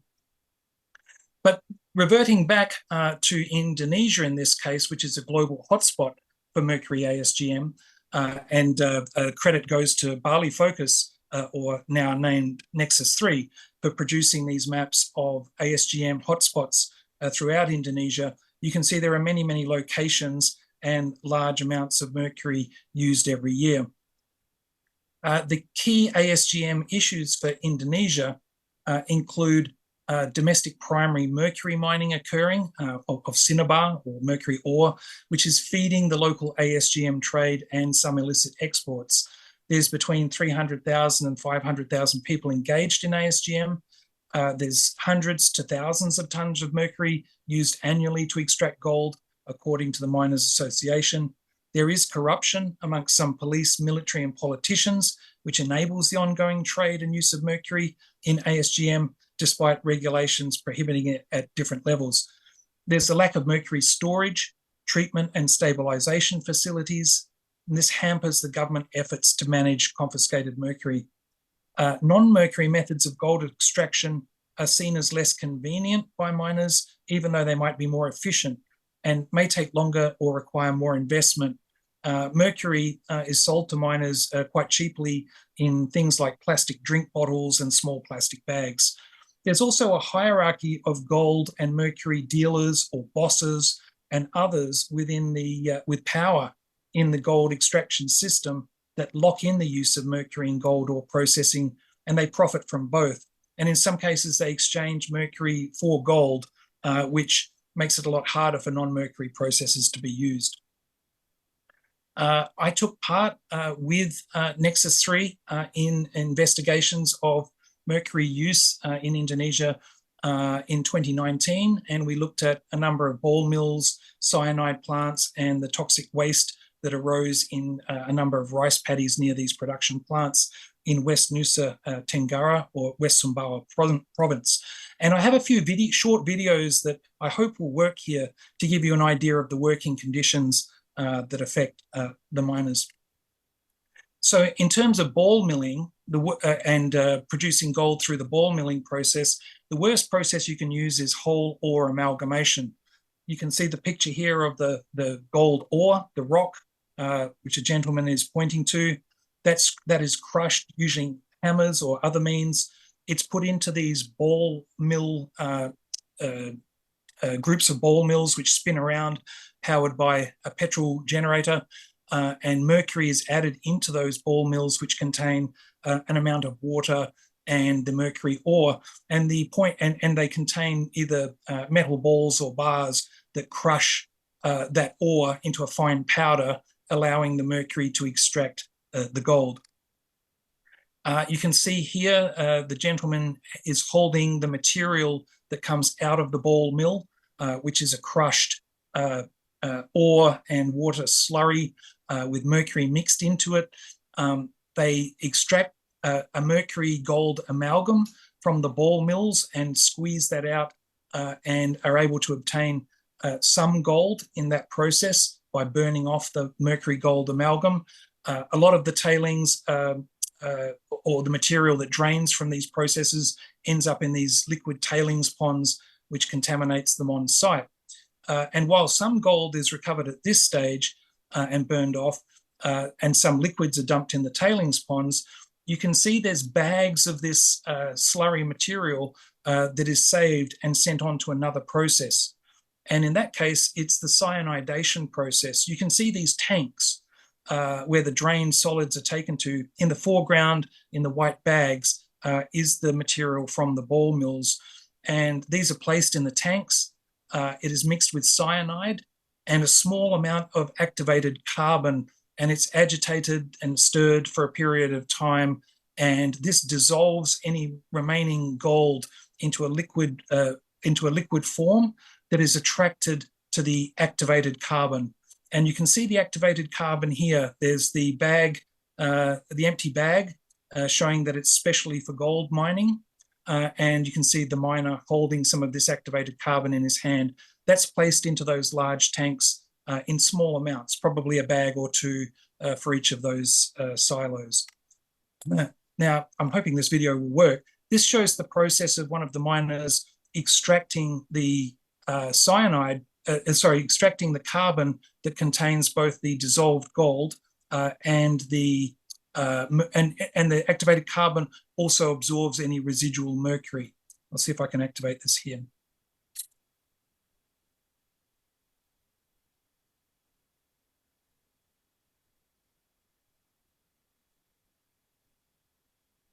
I'm sorry for the shaky quality of the video, but you get the idea of how rudimentary these processes are, how the cyanide and mercury liquid is spilled onto the ground and soaks into the groundwater. Once the main target of the miner is collected, and that's the activated carbon, it's placed into these small burners which have an induction fan, and it's roasted to allow the ash from the activated carbon to form, and then the ash is taken and mixed with chemicals to precipitate the gold. The mercury is released to atmosphere in the smoke.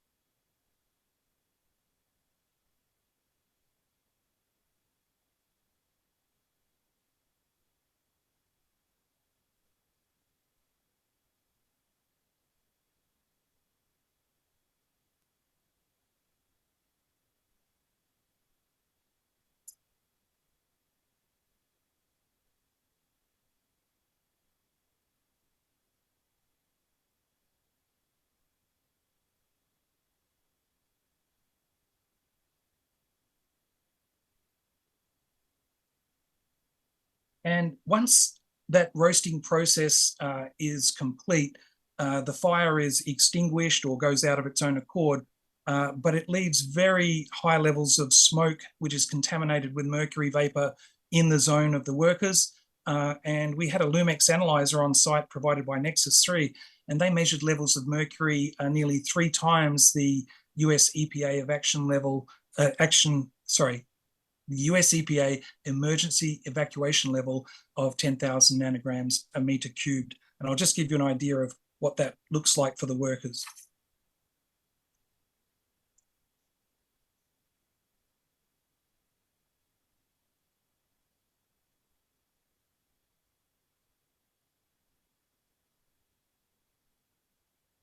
So as you can see, it's quite a toxic process. These workers are exposed on a daily basis, but it doesn't end there.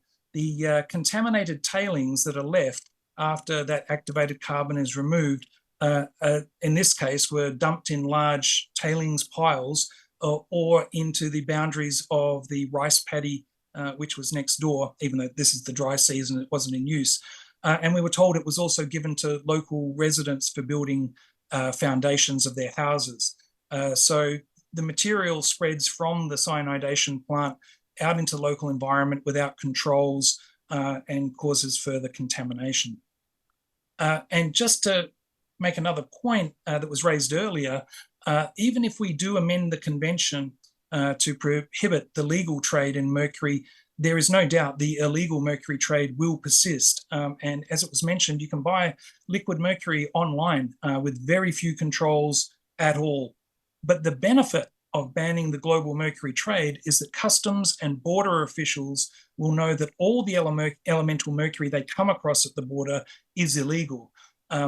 Even though online sales and imports can be detected and the product confiscated at the border, there are techniques to do this, and the US Postal Service already has methods for doing this.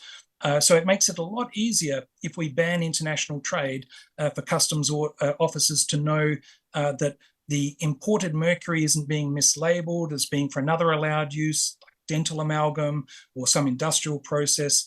As we found out that most countries that import mercury don't track it after it's crossed the border into their country, and therefore it's easily diverted to ASGM or smuggled elsewhere.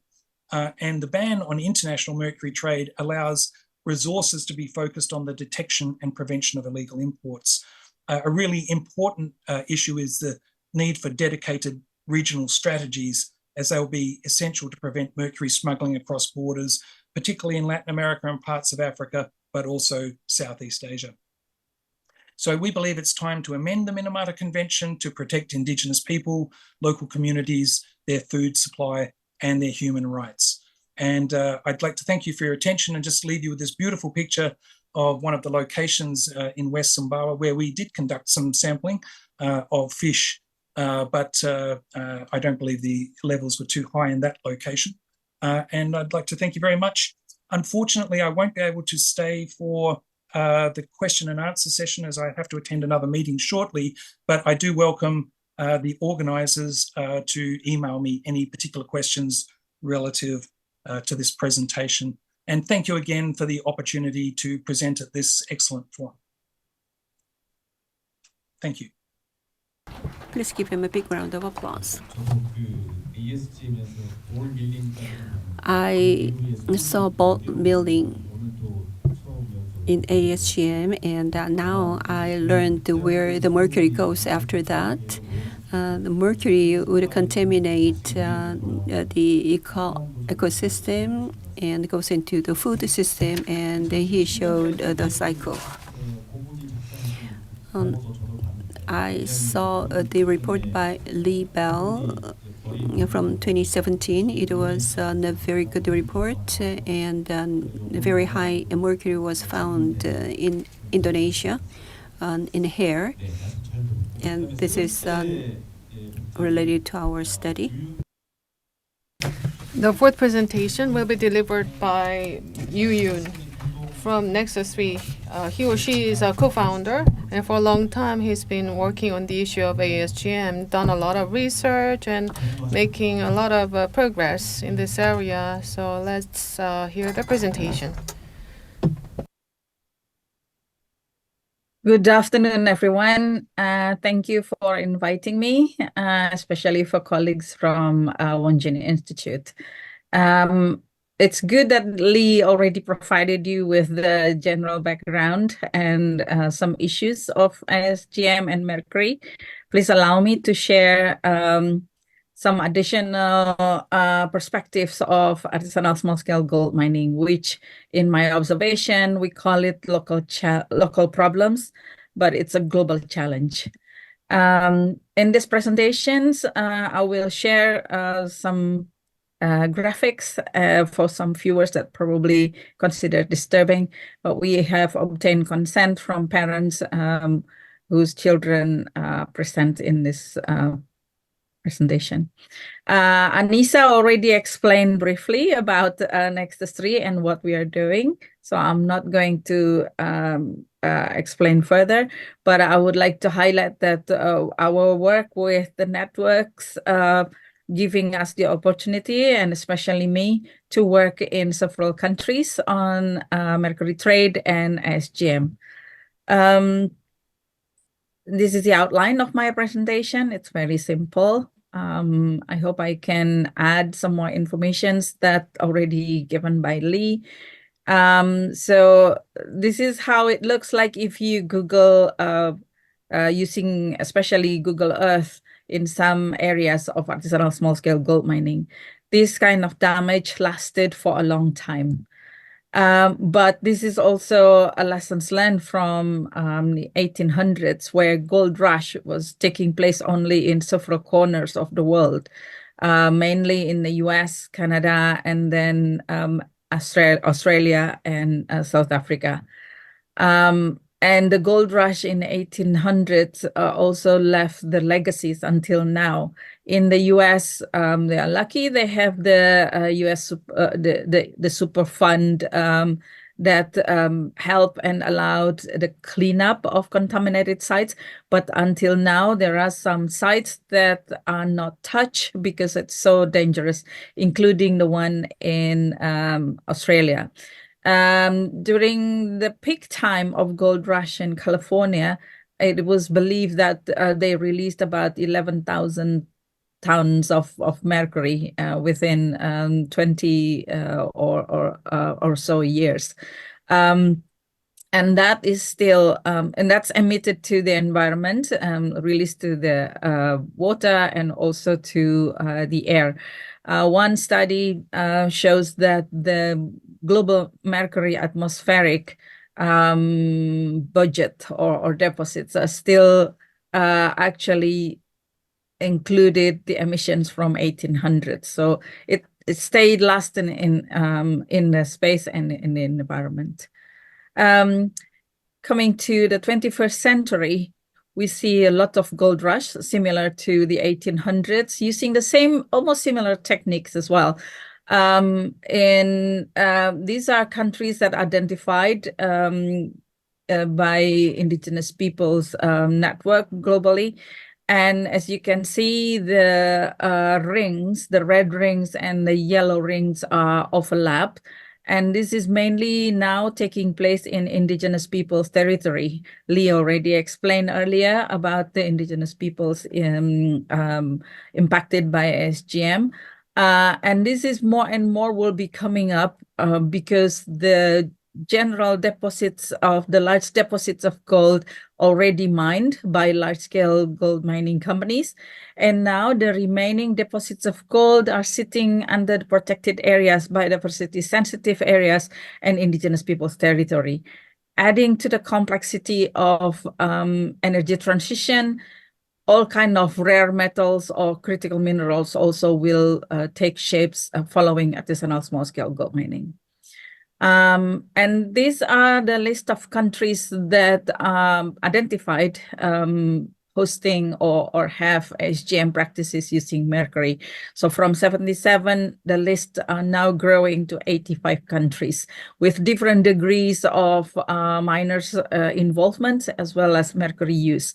Although mercury trade already declined, the legal trade of mercury already declined as demonstrated by Lee, but illegal trade of mercury are still taking place, and it's not easy to identify and to intercept the illegal trade of mercury. In Asia, ASGMs taking place in probably around 16 or 17 countries with different degrees of practices, but the mercury use in ASGM in Asia contributed about 26% of the global mercury emissions. This was data from the Global Mercury Assessment 2018 done by UNEP. And you can also read some reports from that Global Mercury Assessment 2018, and now they are preparing for the new reporting assessment. The mercury used in gold in ASGM, used to extract gold in ASGM because gold are still in high demand in the market, either for investment or for electronics or for jewelries. The picture in the middle on top, these are the fake stamps in gold bar produced by miners in Indonesia, North Sulawesi, using several kind of different fake stamps. This one was showing the Aneka Tambang stamp, but they use also the Swiss gold stamp to sell the gold bar. So you could see, as long as the market is looking for gold still available, this kind of practice cannot be stopped. Even if you introduce the certification, it won't help much because miners only receive 10% of the global market price. Not much to remediate and rehabilitate the damage. In Minamata Convention text, especially in Annex C on National Action Plan, there are some recommendations for countries when they address the National Action Plan. They have to eliminate 4 worst practices in SGM, which was whole ore amalgamation, Lee already explained earlier, and then open burning of amalgam in residential area, and then adding mercury after adding cyanide after mercury use in the tailings. So many projects addressing eliminations of mercury in ASGM targeted these 4 worst practices, but many of the better practices are never enforced or never monitored or never formalized or adopted in the National Action Plan. The best practices for us, in my opinion, and this is also the position of IPEN, is no mercury use and safe management of cyanide. ASGM practices have to be licensed or formalized. And then the processing center have to be owned by cooperatives of miners and far away from residential areas. As I explained earlier, that mercury use in SGM contributed to 38% of the global mercury emissions. Asia contributed 26%. Asian SGM contributed 26% of the global emissions, and SGM practiced in 77 until 85 countries. More than 40 miners involved, and also more than 100 million people live in at risk. From data available, this is 2019, about 800 tons of mercury released to the environment every year, and 500 tons of gold was produced from ASGM sites, and this is counted about 20% more or less of global gold production. In some countries, like in the Philippines, ASGM gold is accounted about 80% of the global of the national production. Lee already demonstrated also some pictures and videos. Thank you, Lee, for that. This is the flow, how mercury and gold processing activities taking place in many places of SGM hotspots with different style, different approaches, but more or less they have the same approach from upstream, middle stream, and downstream. The upstream level could be taking place in mountain areas where they have primary rocks, and then they could also taking place by the side of the river, where miners will do panning of gold. And then mercury will be added during that process. Mercury released to the environment during the burning of amalgam. And this could be distributed as far as 5 kilometers of the center. And the pollution will remain in the areas and also transfer to other areas, especially if we have river and groundwater flow.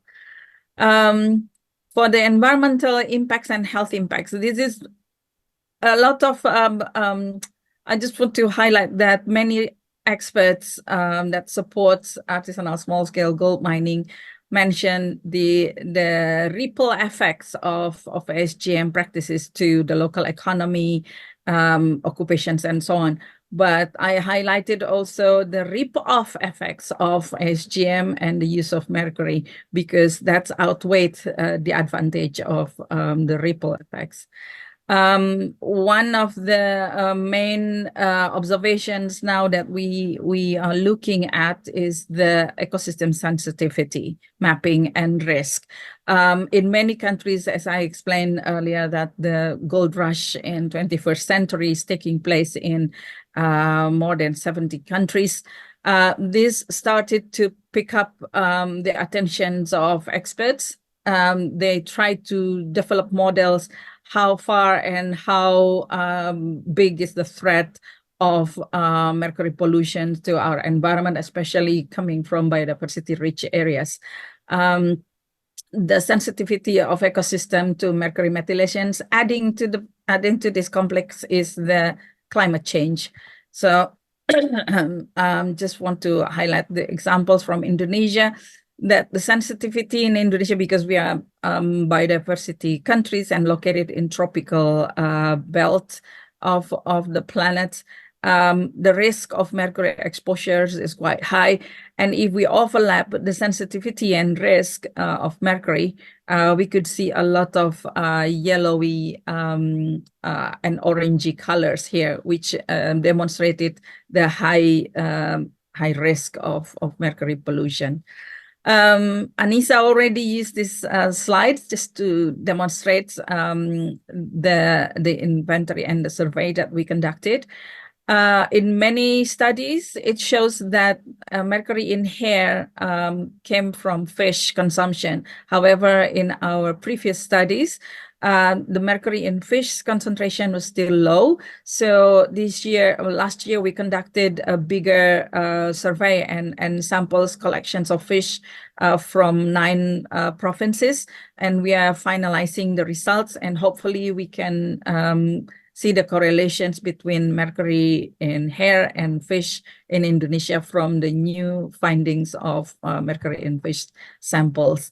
Lee also already explained about the high concentrations of mercury in populations in ASGM communities, and Neil Basu and et al. Already explained this in the paper, showing that the mercury in fish consumption populations, fish consumers populations and ASGM are among the highest populations that have mercury in their blood and also in their hair.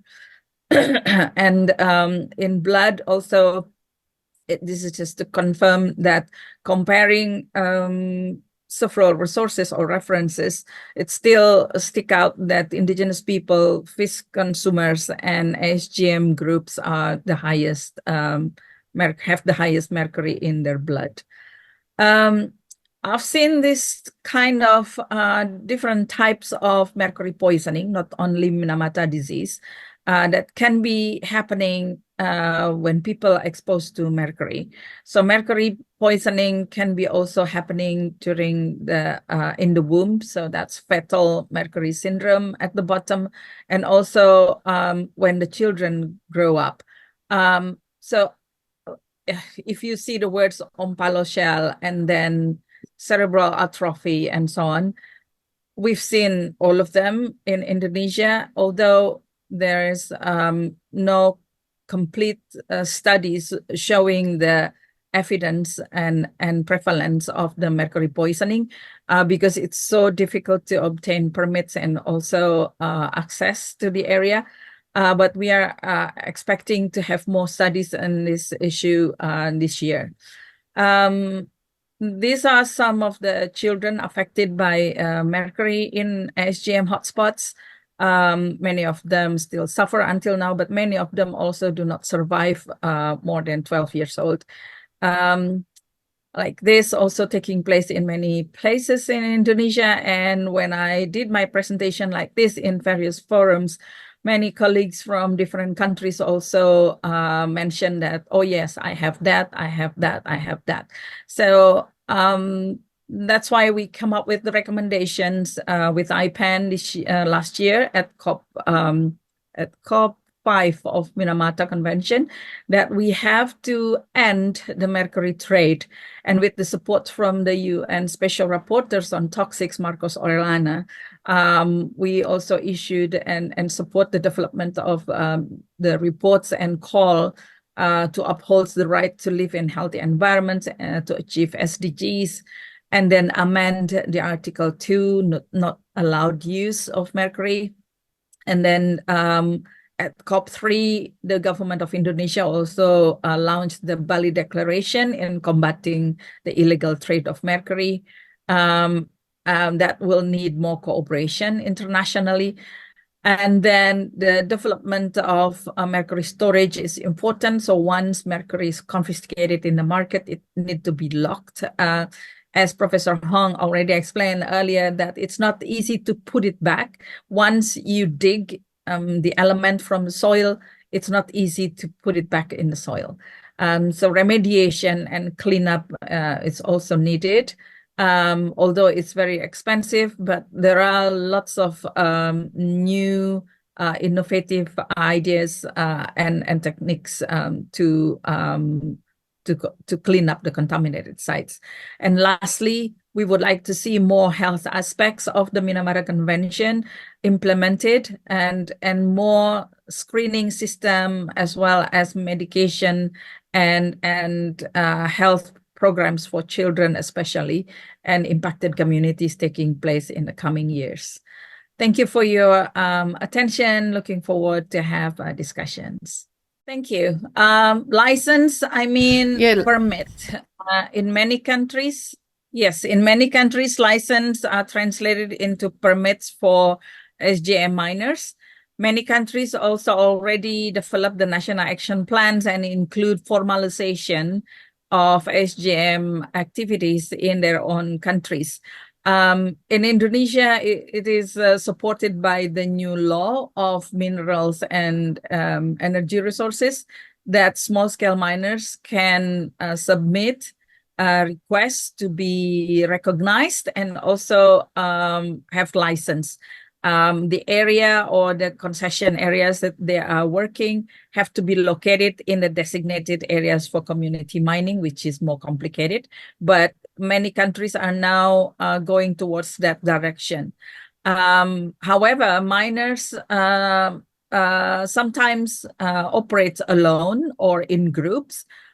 We suggested to have cooperatives, but it's really depending on the dynamics of artisanal miners. In some countries, artisanal miners also acting like the extension arm of large-scale gold mining companies, because as I explained earlier, the mining are taking place in sensitive areas now because of the deposits cannot be accessed by large-scale gold mining companies. So some companies are contracting out to small-scale miners. But I could see that there is a potential collaborations between large-scale gold mining companies and small-scale miners. However, it's not as easy as we thought. Thank you.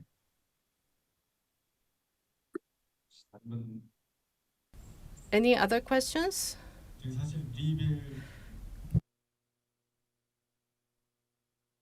I was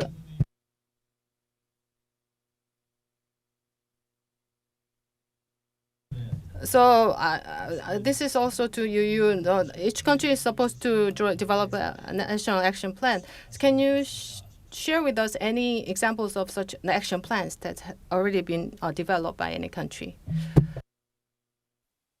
Can you share with us any example of national action plan that has already been developed and examples that you can share with us? Yes, I cannot share it right now, but there are websites under the Minamata Conventions that show several examples of national action plans. At the moment, more than 50 countries with artisanal small-scale gold minings already submitted their national action plans, including Indonesia. And in many countries, the national action plan stops only at the national level. But in Indonesia, the national action plans have to include the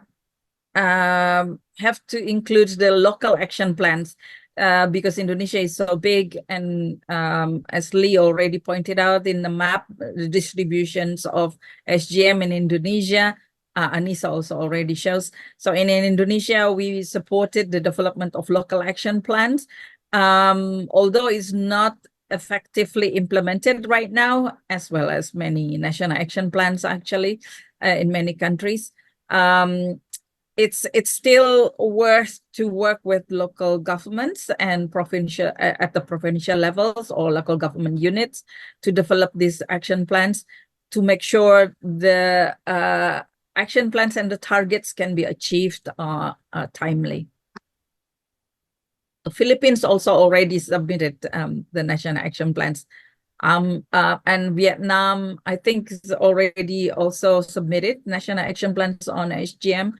And many countries are actually targeted by 2030 that mercury in their countries will be eliminated or reduced drastically. 네, 혹시 질문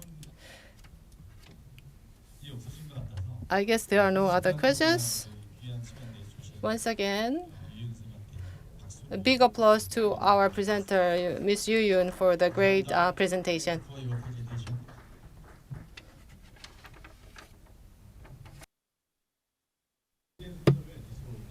So let's continue.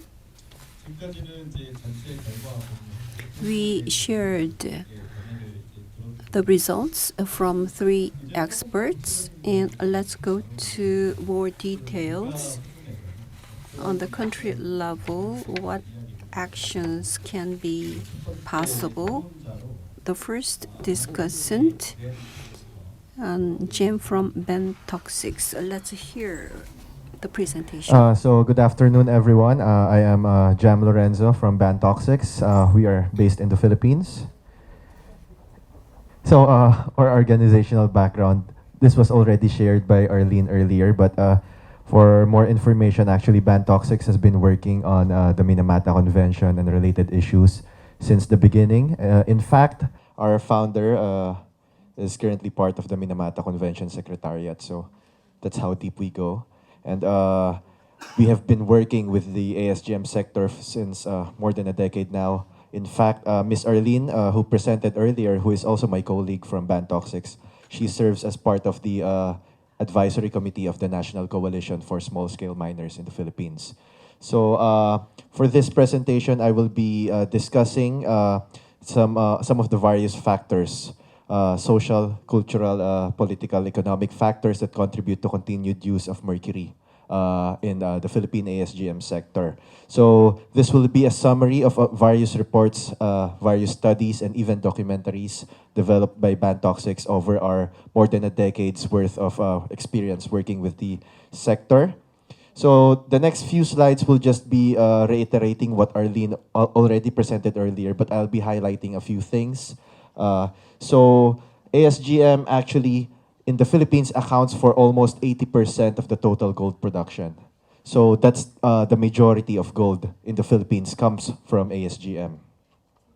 So here are some social and economic issues, and for environmental issues, we know that it is the primary source of mercury emissions and releases in the country. So here are some examples of mining methods in the Philippines. We have compressor mining, where people go under water, submerge themselves for maybe 5 to 8 hours with a compressor tube to breathe. Mostly done by small people or maybe even children because the holes are very small. And tunnel mining, which occurs in a lot of other areas. So the mercury problem in the Philippines, Bantoxics has been conducting testing of mercury mines of mine sites since the beginning, and our last testing was conducted actually in 2017. We're trying to update this data, but what we have right now is still very alarming and still very relevant. For example, we have mining areas in Tiboli, South Cotabato, who use an average of 48.1 grams of mercury to produce a single gram of gold. So that's only for one area. And some areas, they may have 10.7, 10.61, but the point is, the number is very large, very significant. So if you can imagine, this much mercury is being used to produce 80% of gold in the country, then that gives you maybe an idea of how big the sector is and how big its impacts are. So this is an example of a land use map in Jose Panganiban and Paracale, Camarines Norte, one of the primary ASGM mining areas in the Philippines. And we mapped out mercury use and found out that in a lot of the farming areas especially, there's a huge huge emissions and releases of mercury. No? So there's a lot of use of mercury in the ASGM sector, despite the fact that we have a number of policies which basically prohibit its use. No? We have Executive Order 79, which states under Section 11 that mercury use is prohibited. We also have DENR, or the Department of Environment and Natural Resources, Administrative Order number 2015-03, which revises the implementing rules and regulations of the Small-Scale Mining Act of the Philippines. And this also states that no mercury shall be used in any phase of small-scale mining. And the Philippines also ratified the Minamata Convention on Mercury in 2020. So, as discussed already by Lee and Yuyun, we all know what the Minamata Convention says about mercury use in ASGM. But for a small refresher, Article 7 of the convention talks about artisanal and small-scale gold mining and talks about parties taking steps to reduce and, where feasible, eliminate the use of mercury and mercury compounds in ASGM. So Article 7 and Annex C of the treaty text emphasizes the following: strategies to prevent diversion of mercury to ASGM, the conduct of education, outreach, and capacity building, the conduct of research on and the promotion of sustainable non-mercury technologies, formalization and regulation, public health strategies, and the introduction of standards and the use of market-based mechanisms or marketing tools. So a lot of these strategies are also reflected in the National Action Plan for small-scale mining in the Philippines. But we at Ban Toxics, we feel that some of these efforts may not be enough to really address the issue of mercury use in the Philippines. While the convention emphasizes education and capacity building, technology transfer, and the introduction of standards as key strategies, our experience working with the ASGM sector for more than a decade now highlights the growing importance of addressing the mercury issue in ASGM primarily through a poverty reduction lens. So what we are basically saying is that unless we address poverty in ASGM, we can't really address its mercury use. And this can be summarized through a number of different categories. No? So why does mercury use persist? This is the central question that we have for this presentation. First and foremost, we have cultural factors. Mercury amalgamation is considered as a traditional practice. So mercury use is a staple of gold production across multiple generations of miners. So in the Philippines, I think the earliest traces of mercury use can be found even in the 70s. So it's 2024 right now, so that's almost 50 years of use of mercury. So if you talk to the miners in the Philippines, they've been using it for decades. Their fathers have been using it for decades. Their grandfathers have been using it for decades. And a significant portion of miners, even children, their children right now, they recall playing with mercury barehanded, no? Even when they were children. So this reiterates within their minds that, you know, mercury might not be that harmless. So there's a lack of awareness on mercury risks. Many miners still believe that mercury is harmless, and miners who are aware of the risks either ignore it since mercury users have not had any significant health issues, or are left with no choice but to continue due to the lack of alternatives and the need to generate income. So there's also a need to address community perspectives on mercury. So because we all know mercury bioaccumulates, and in a lot of cases, the severe health issues will only pop up years after the fact. So there's a difficulty in linking most health issues to mercury. For example, like I said earlier, bioaccumulation means that health issues may appear years after initial exposure. And as ASGM is poverty-driven and informal, most miners have limited access to health services and mercury-related illnesses, which often go unreported. So a lot of the mercury illnesses in these areas are not reported or undiscovered, which again goes back to the previous point of many miners still believing that mercury is harmless because there is insufficient evidence to actually point towards these links. No? So another point is that mercury and subsistence mining. No? ASGM in the Philippines is 75% subsistence mining. This means that most miners earn barely enough for their daily needs. So miners only earn enough per day to buy their food, their water, and other basic needs. So if they don't earn on a single day, then they won't be able to get food and other basic needs. So when no gold is produced, miners and their families will be left with no money to purchase food. And now, when mercury came into the picture, that really fits well with their subsistent lifestyles. Because first and foremost, with mercury, miners can produce gold within hours when compared to other technologies. Subsistent lifestyles make it difficult for miners to afford and access mercury-free technologies. Like we said earlier, no, miners in the Philippines, they need to earn their money daily to just provide for their basic needs. And if they continue with this subsistent lifestyles, then it makes it very difficult for them to actually earn money, which they can use to afford mercury-free technologies. So it's really a cycle that that's hard to get out of. And more than this, over the years, mercury prices have risen considerably in the Philippines. I think when I first started working for Bantoxics, the price was about 3,000 pesos or around 60 US dollars. And I think it's around 7,000 pesos right now or more than double that. So the rising prices of mercury further contribute to the cycle of poverty and inability to afford better equipment for these miners. The next factor would be industry and market factors. So legal channels for selling gold are mostly inaccessible for our miners. So although the situation has improved definitely over the years, it is still very difficult for miners to access gold buying stations, with some stations being more than 10 hours away for a two-way trip. So if you're a miner and you have and you're living on subsistence, it will be very difficult to sacrifice 10 hours of your life just to sell your gold. So that means that issues with access and in previous years, exorbitant fees made miners more likely to sell gold to local traders.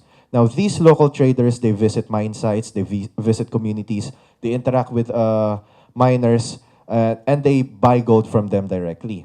No? These informal gold buyers often buy gold at discounted rates from miners. At times, this discounted rate may even be half of the current market prices. So some of these gold buyers may buy gold from miners for as much as maybe around $20 and sell them for double the price at legal gold channels. So if we're looking at the trend, it's just all of these factors contributing to continued poverty for all of these miners, no? So in some areas, gold buyers also double as financiers and or mercury traders. When we talk about financiers, we are talking about people who provide funding for miners to continue their work. So mine workers are sometimes forced to use mercury to avoid disrupting their relationship with gold buyers. Because in some areas in the Philippines, especially when gold buyers are also doubling as mercury traders, what they would do is they would tell miners that, hey, we would not buy gold from you if you don't buy mercury from us. So miners are really trapped in this circle, no, in this loop. So gold buyers and financiers may also sometimes offer free mercury in exchange for cheaper trade prices. And finally, we have inequitable wealth sharing schemes, which contribute also to the poverty cycle. So gold traders benefit the most from mining while incurring minimal risk. So the rising prices of mercury contribute to further economic and power divide between traders and miners. Because if we look at the previous example, when we say that gold buyers sometimes double as mercury sellers, this means that their income continually rises while they incur minimal risk because they just provide money and mercury to these miners, no? And miners suffer the brunt of these activities. So we're nearing the end of our 10-minute presentation. There's also the biggest issue is the lack of government support. ASGM remains a very informal sector. Miners do not have access to basic social services, so they can't get health checkups. They can't get all of these protection from the risks that they face at their work. And they are very vulnerable to crimes such as corruption and extortion. So corruption and extortion, especially in some mining areas, they're mostly conducted by uniformed authorities and even some politicians. So that's why it's very hard to really push for formalization in these areas. So the poverty cycle and losses in potential local and national revenue. This continuous loop contributes further to the poverty cycle and losses in both taxes at the local and national level. So I think there was a study before that we are losing as much as $3 billion US dollars in a 5-year span, no? Because of the informality of the sector. So there's also a lack of opportunities to access safer alternatives. So the subsistence lifestyle of miners contributes to the inability to afford mercury-free technologies. And there's also a lack of government support. Because ideally, the government should provide support for miners to be able to access a lot of these technologies. But instead of providing support, what happens a lot is that the government, actually suppresses and these miners. So finally, we have restrictive policies. If you review a lot of our national policies in the Philippines, they highlight our restrictive policies without providing institutional support for miners to overcome poverty. And for my last slide, these are some of the things that Ban Toxics believes that we should advocate for if we really want to stop mercury use at the local level. First and foremost, what the Minamata Convention text says, we should push for education and capacity building. We should let miners know about the dangers of mercury, but we should also partner that with improving their working conditions and ensuring that they have better economic opportunities through efforts such as formalization. And finally, we need to really engage all the stakeholders to ensure that we have government support for the sector. So thank you. That ends our presentation. 네, 감사합니다. ASG Thank you very much. The mercury problem in ASGM, the economic inequality is also an important factor. Next presentation offer different perspectives. So mercury raises a number of issues related to our everyday lives. So from Manny, we're going to hear a presentation on that topic. Manny is from Eco Waste Coalition of the Philippines. So I'd like to ask Manny to start his presentation. Kamsahamnida, Wonjin. Are you still awake? So before we start, let's do a little energizer. Please stand up. Let's do 3 claps. Stamp your feet 3 times. And then we raise our right hand. Shout toxic spray. 1, 2, 3.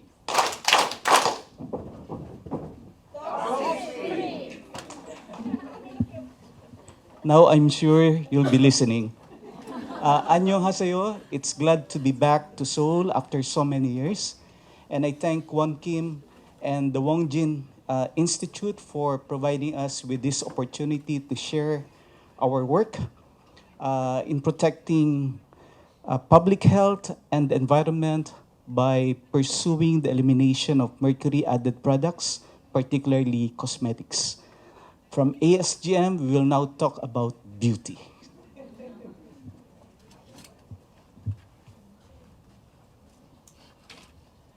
A little introduction about the Eco Waste Coalition.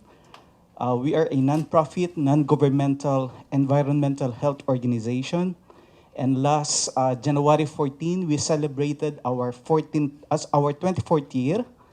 We're not as old as the Consumers Association of Penang, but I believe we've been contributing to the betterment of our society in many ways. Arlene and Jam of Ban Toxics and Justine of EDIS are members of the Eco Waste Coalition, and Justine's boss is our vice president, so Justine is my little boss as well. Let me read this particular sub-goal of the Eco Waste Coalition, which pertains to our objective in promoting the sound management of chemicals.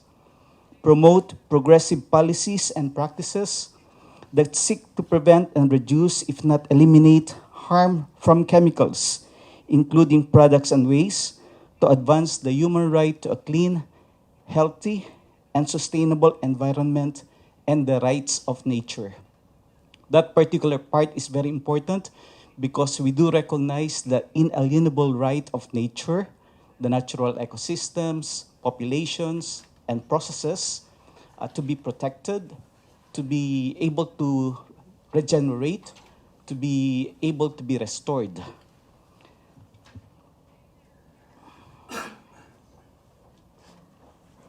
Let me start also by sharing how we became involved with the Minamata Treaty.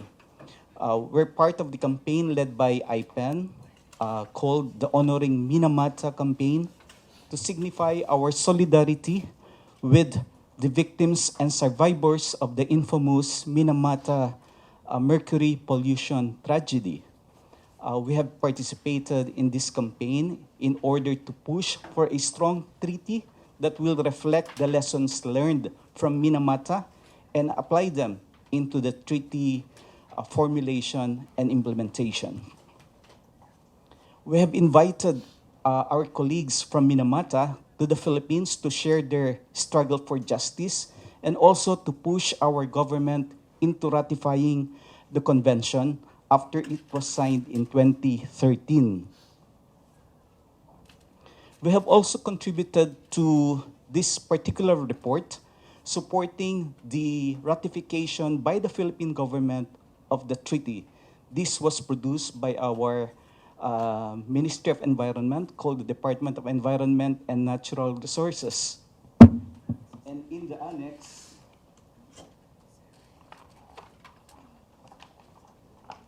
you will find the results of the study published by Ecoways with support from IPEN, entitled Beauty and the Risk, documenting the illegal trade of mercury-containing cosmetics in 50 cities all over the country. And this report specifies some recommendations to get rid of those poisonous products. Also contained in this report is the study done by Bantoxics on mercury levels in air detected using the Lumex device that was mentioned by Shannon, I believe, in her presentation yesterday.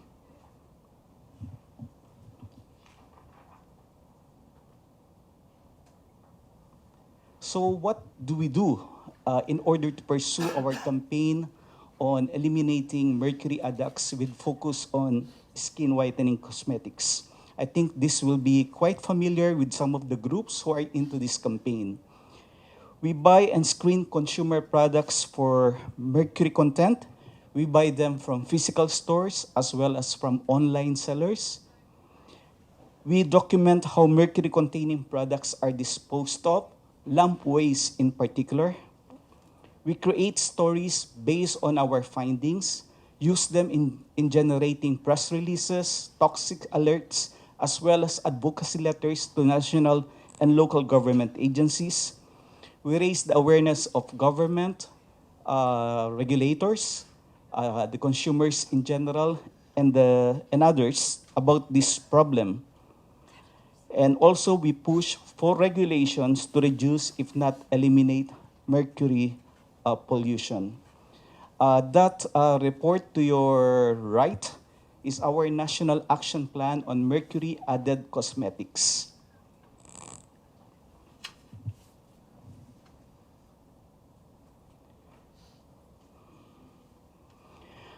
Our work on mercury-containing cosmetics began many years ago in 2011. And the person who really inspired us into undertaking this campaign is actually present in this meeting room. No other than Dr. Joe Diganji. Let's give him a big hand. In 2011, he came to the country with 2 big black suitcases. And one of them contained the XRF X-ray fluorescence device. He came to the Philippines primarily to screen children's products like toys for heavy metals. But we managed to test some cosmetics for mercury. And the following year, we managed to procure our own device, and the rest is history. In this photograph, you will find some mercury-containing cosmetics that we have purchased from different retail outlets, including online shopping platforms. As you can see, they come in different packaging, in different colors, but one thing is common: they are poisonous, they contain toxic mercury.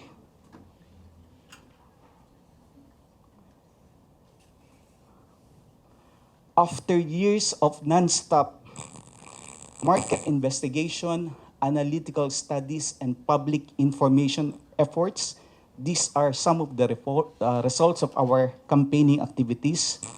Number one, the Philippine Food and Drug Administration has banned some 150 mercury-containing products, many of them without market, if not all of them, without market authorization.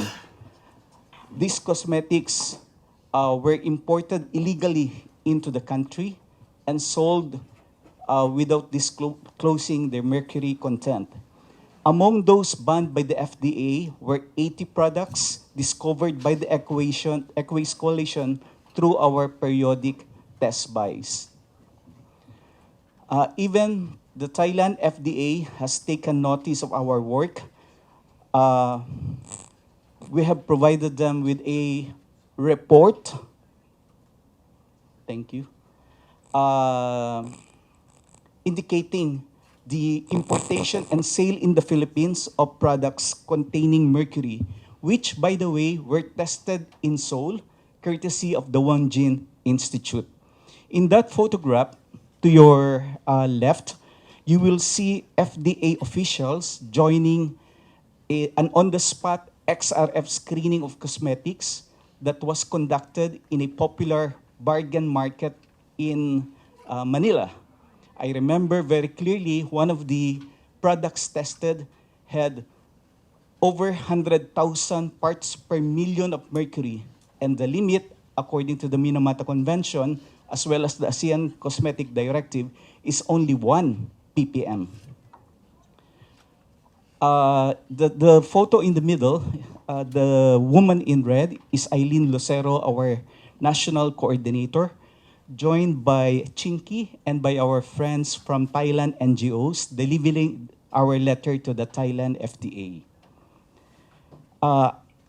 We have also notified local government units in the Philippines about our findings and encouraged them to take appropriate law enforcement actions. Some have paid attention, conducting store inspections, confiscating violative products, and warning violators.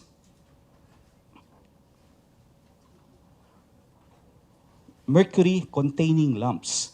We have transitioned to more energy-efficient but mercury-containing lamps. But the transition was not accompanied by a systematic waste management plan. And this has worsened the disposal and informal recycling of mercury-containing lamp waste. We have produced 2 reports entitled The Toxic Silence of the Lamps. If you are familiar with that movie, Toxic Silence of the Lamps, we, of course, got the inspiration from that award-winning movie. Documenting the improper disposal of lamps containing mercury, particularly in Metro Manila. This particular photo was taken in Tondo, Manila, and that really served as an eye-opener for the Equays Coalition. As you can see, the man is manually breaking the lamp in order to retrieve the recyclable components, and that would cause the mercury vapor inside the lamp to be released. You don't see in the photo, there are children playing behind that man, and you can easily imagine the contamination caused by informal recycling of mercury-containing lamps. This was taken by me in the city where I live. You can see lamp waste dumped along the sidewalk.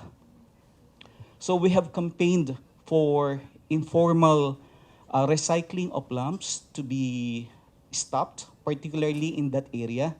The community leaders, as well as the informal recyclers, listened to our plea, and a resolution was passed banning that practice. We have also sought the operationalization of a dormant, inactive lamp waste recycling facility with mercury recovery in Metro Manila. But the photos we have submitted and the successive letters that we have sent were inadequate to make the facility up and running.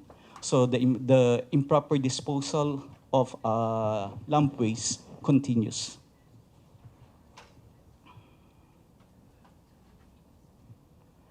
Here are some of the information, education, and communication materials that we have produced in relation to proper lump waste management to avoid breakage and the release of mercury vapor that will contaminate the environment.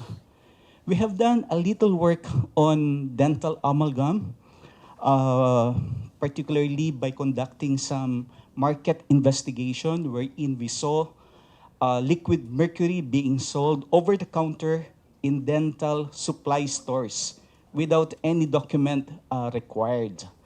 So that's one of the media story that was published. And fortunately, our government took the decision to phase out mercury use in dental restorative procedures, thanks to the efforts of groups like Bantoxics, IAOMT Philippines, and the World Alliance of Mercury-Free Dentistry and Healthcare Without Harm. This is not part of the mercury-added products listed in the convention. Mercury use for cultural purposes is actually outside the coverage of the treaty. We came across the illegal sale of liquid mercury, which is used to counter, black magic, sorcery, witchcraft. And we brought this to the attention of our government, and currently an investigation is being conducted. Liquid mercury for such use is also being offered for sale online. So you can imagine the extent of the problem. So what do we want to achieve? And if you agree, please say yes. Okay? Global phase out of mercury added products implemented. Yes. That's too, people who can, who are in the position to decide cannot hear that. Global phase out of mercury added products implemented. Yes. Trade in skin whitening cosmetics with mercury stop. Yes. Environmentally sound management of mercury containing waste promoted. Yes. Human health and the environment protected from mercury pollution. Yes. It's not written on this slide, but we're also promoting natural is beautiful. In order to end the erroneous and racist notion that equates beauty, success, happiness with whiteness. So I hope you are also one with us in promoting that natural is beautiful. Yes? Thank you. Thank you. Yes, ma'am.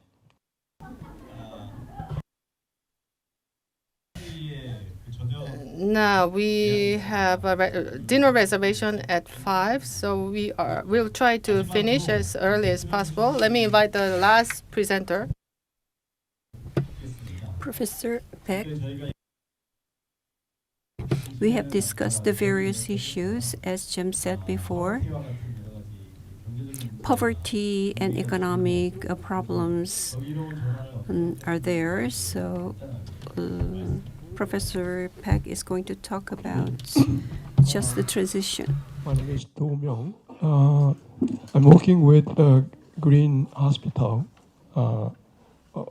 and been involved in designing, conducting this survey in the kind of design stage, at the design stage.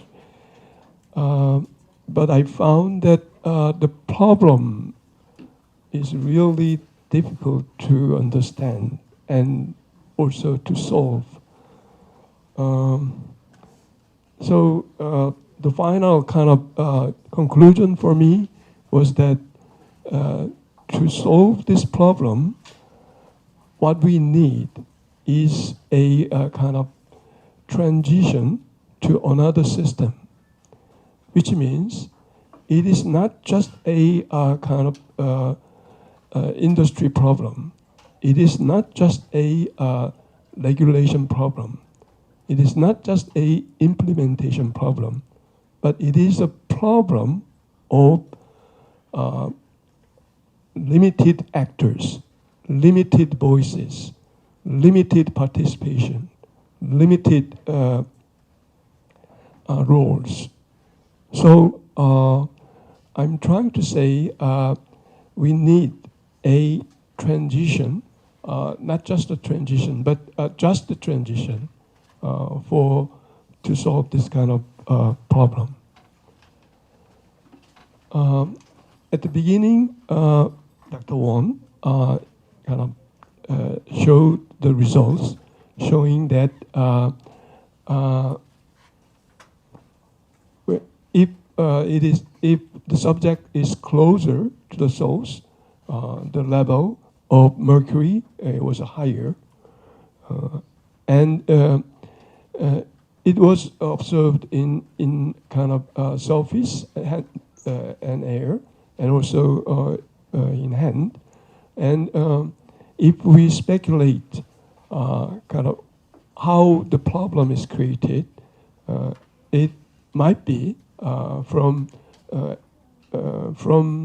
through this air inhalation, and or it might be kind of from this mouth kind of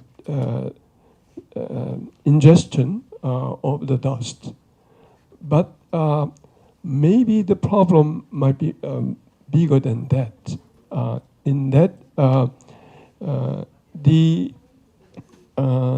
the air, surface, hand to mouth, all are contaminated with when it is closer, when the subject is closer to the source, so that the foods, drinks, surfaces, hands, air, all are kind of maybe contaminated. And we need to kind of further study to designate the responsible routes. And the result showed that children and women are also not kind of exposed. So the problems are not just confined to the workers, but to the whole community or environment or the system. And but as I said, the alternatives is not obvious how we can solve this kind of prevalent problem, especially the mining here.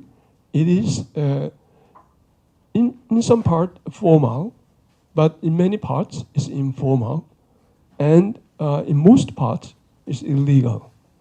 So if the problem is an illegal problem, it is not a kind of industry problem. It is not a regulation problem.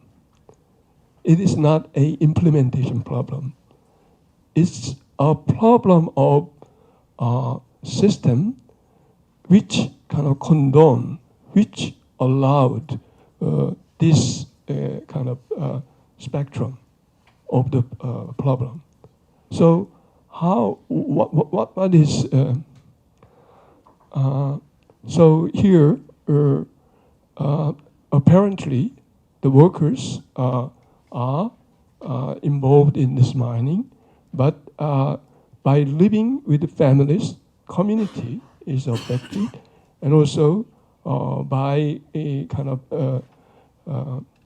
delivering the products to the higher level of the market, to the buyers or financiers, say industry, it is sustained, kind of overlooked. So I agree with the previous presenter that this problem is a problem of poverty, problem of kind of system sustaining that structure. And so here we have very few formal industry, but many illegal ones. So in ideal state, we need to kind of change this illegal to informal, to informal to formal, if possible.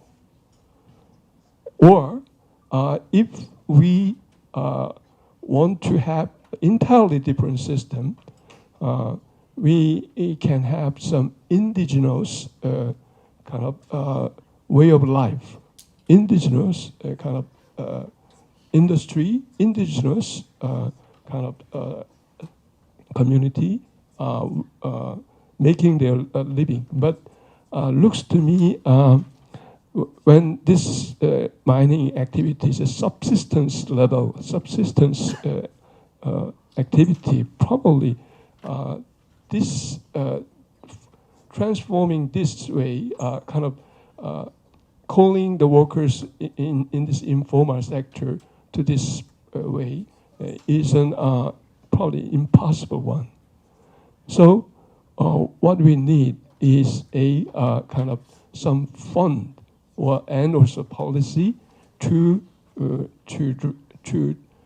attract this to the other state. So what I'm suggesting is in Minamata Convention, the control of a mercury trade banning was proposed. I think banning the mercury will be trying to stop from the source. I think that's also kind of very important. But also, I want to have kind of raise some voice. I want to raise the demand. I want to kind of make the other system viable, make the other subjects active by providing this economic way and policy. So, if possible, we kind of ask the signing bodies of the Minamata Convention to make a fund to assist this kind of transition to another system possible by assisting. So just the transition is actually from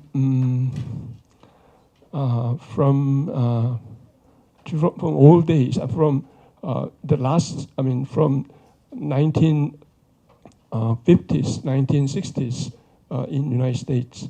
But just transition is kind of conceptualized in climate kind of crisis, climate change initiatives. So I think that should be also applied to here. This is the kind of the last slide is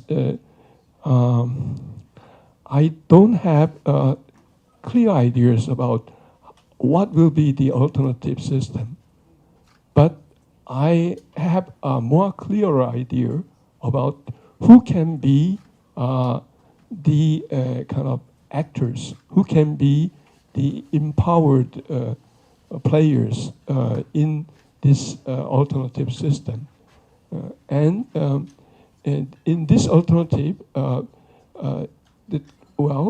technology or the chemical level alternative can be sought, or industry level alternative also can be sought. But I think the community should be changed. And it is by emphasizing on the kind of different opinions, different positions, especially from the perspective of gender and from the perspective of future generation, future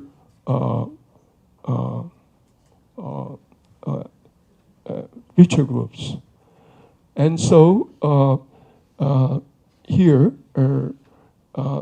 if we can kind of provide women in the pregnant age group or pregnant women actually about their mercury exposure status, and together with the information about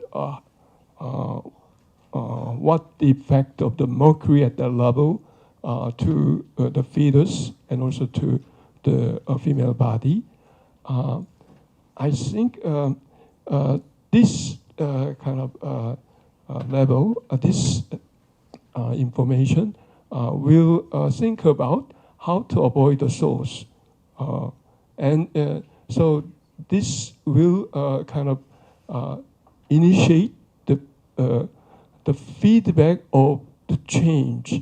I mean, the change of the current status by a kind of different voice.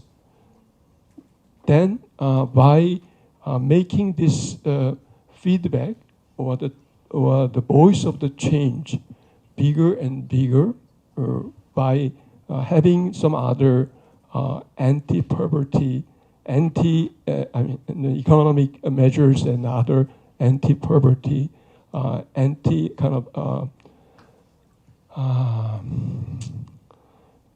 so gender and other things into this feedback, then I think the system can change its direction. So to me, this was the last slide.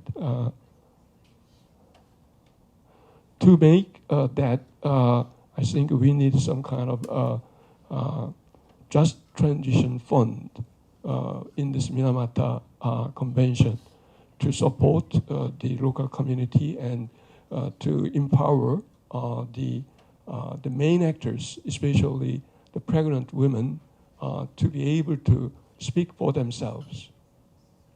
So that's, my personal kind of conclusion about how to approach this very difficult and very kind of,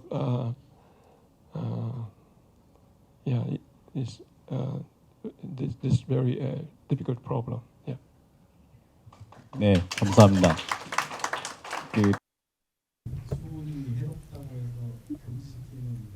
Not just banning the harmful mercury, but we need to have a system to implement the alternative where the women's voice can be very important. I want to skip the Q&A session because we already have it. But the man in everywhere Ram requests us please give him a short time for sharing the experience in the mercury problem in gold plating. So please allow me to give him only 5 minutes for his presentations, and then we close this conference.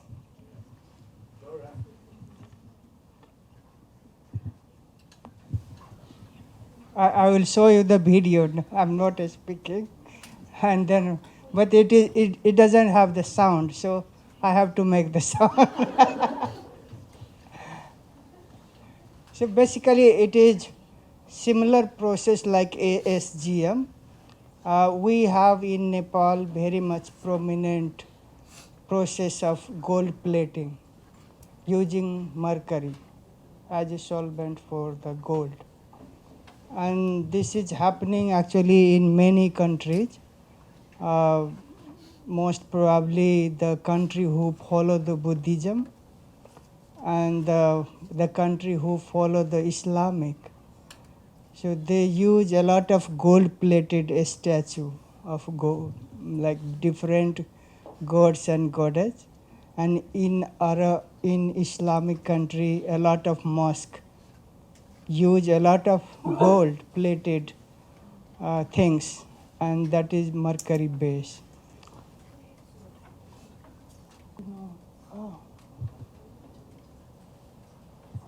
The audio is not working. Please explain the scene. But this is not my video.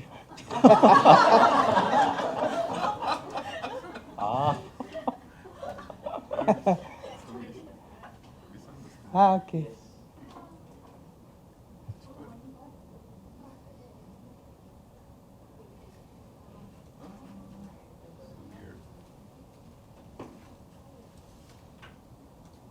So there is quite large number of gold-plated statue has been produced and exported annually.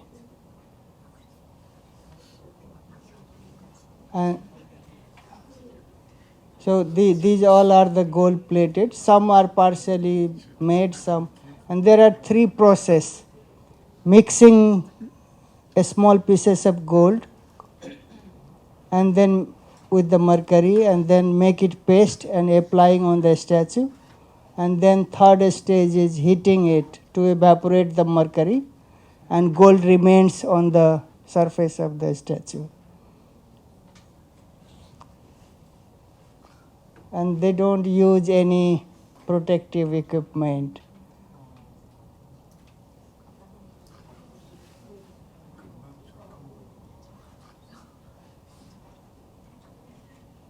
And so this is the paste, mercury mixed with the gold. And this process actually very cumbersome. It takes 3 to 4 hours to make it paste, used for applying on the statue.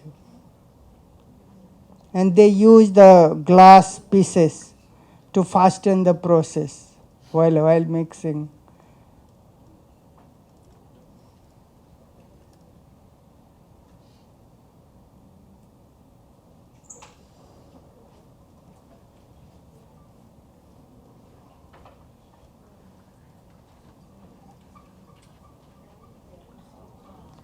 So this is the final, and now they are applying.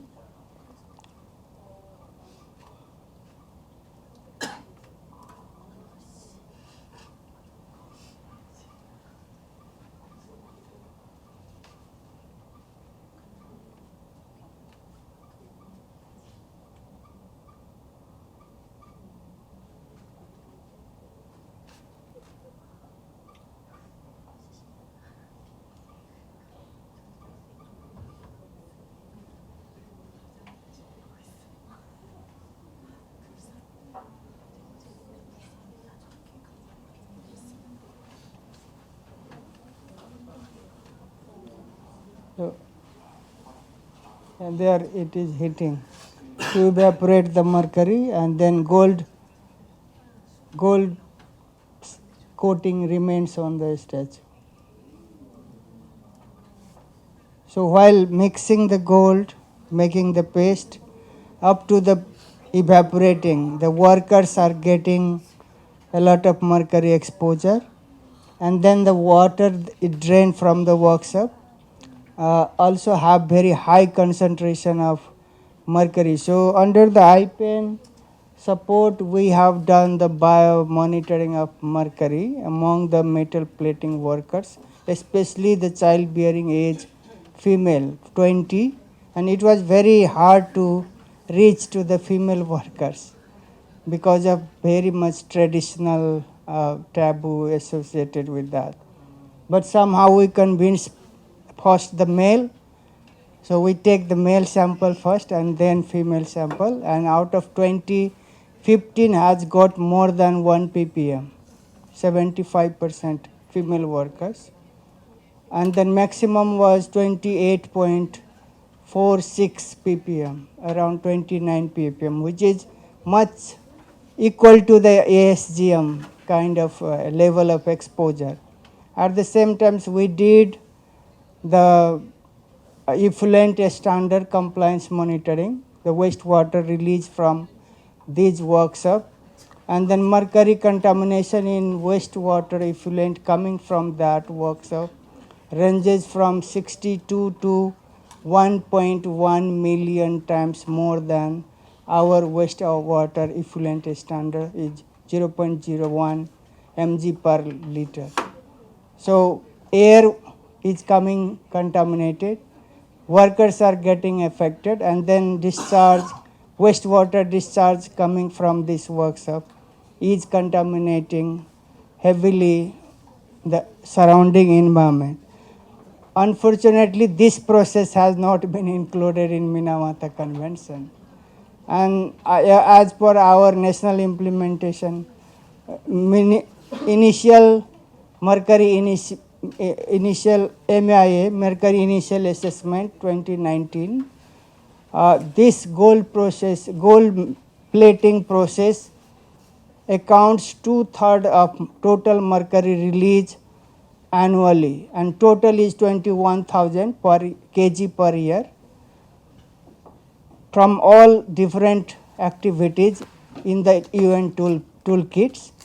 But even in UN toolkit, there is no place for the gold plating process. So we were knowing that, and I was the part of that expert team for making the MAI process. So MAI account for 2/3, around 13,000 kg per year coming from this.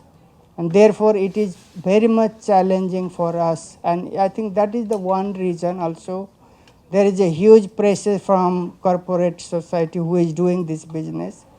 It is called as a religious business, but it is not, but very much more than the religious, multi-million business it is, at the cost of the worker health and children health. Even the people before onset of like menstruation period, that age group has been involved in this work without knowing its impact.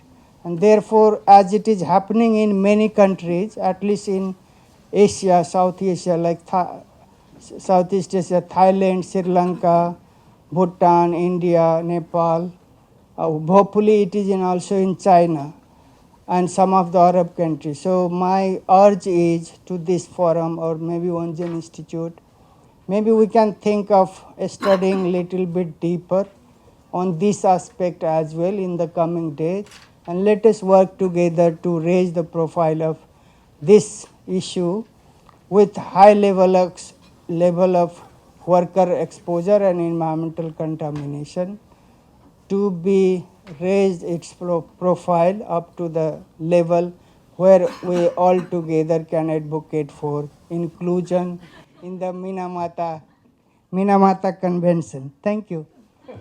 Thank you, Ron. For today's, we had a hard time for this conference, but I think there have been a fruitful exchange of experience. So I wanna wrap up this conference with the big applause from the board. So, thank you for your attendance, and thank for all the presenters, and thank for all of you. So formally, please end this conference. Thank you.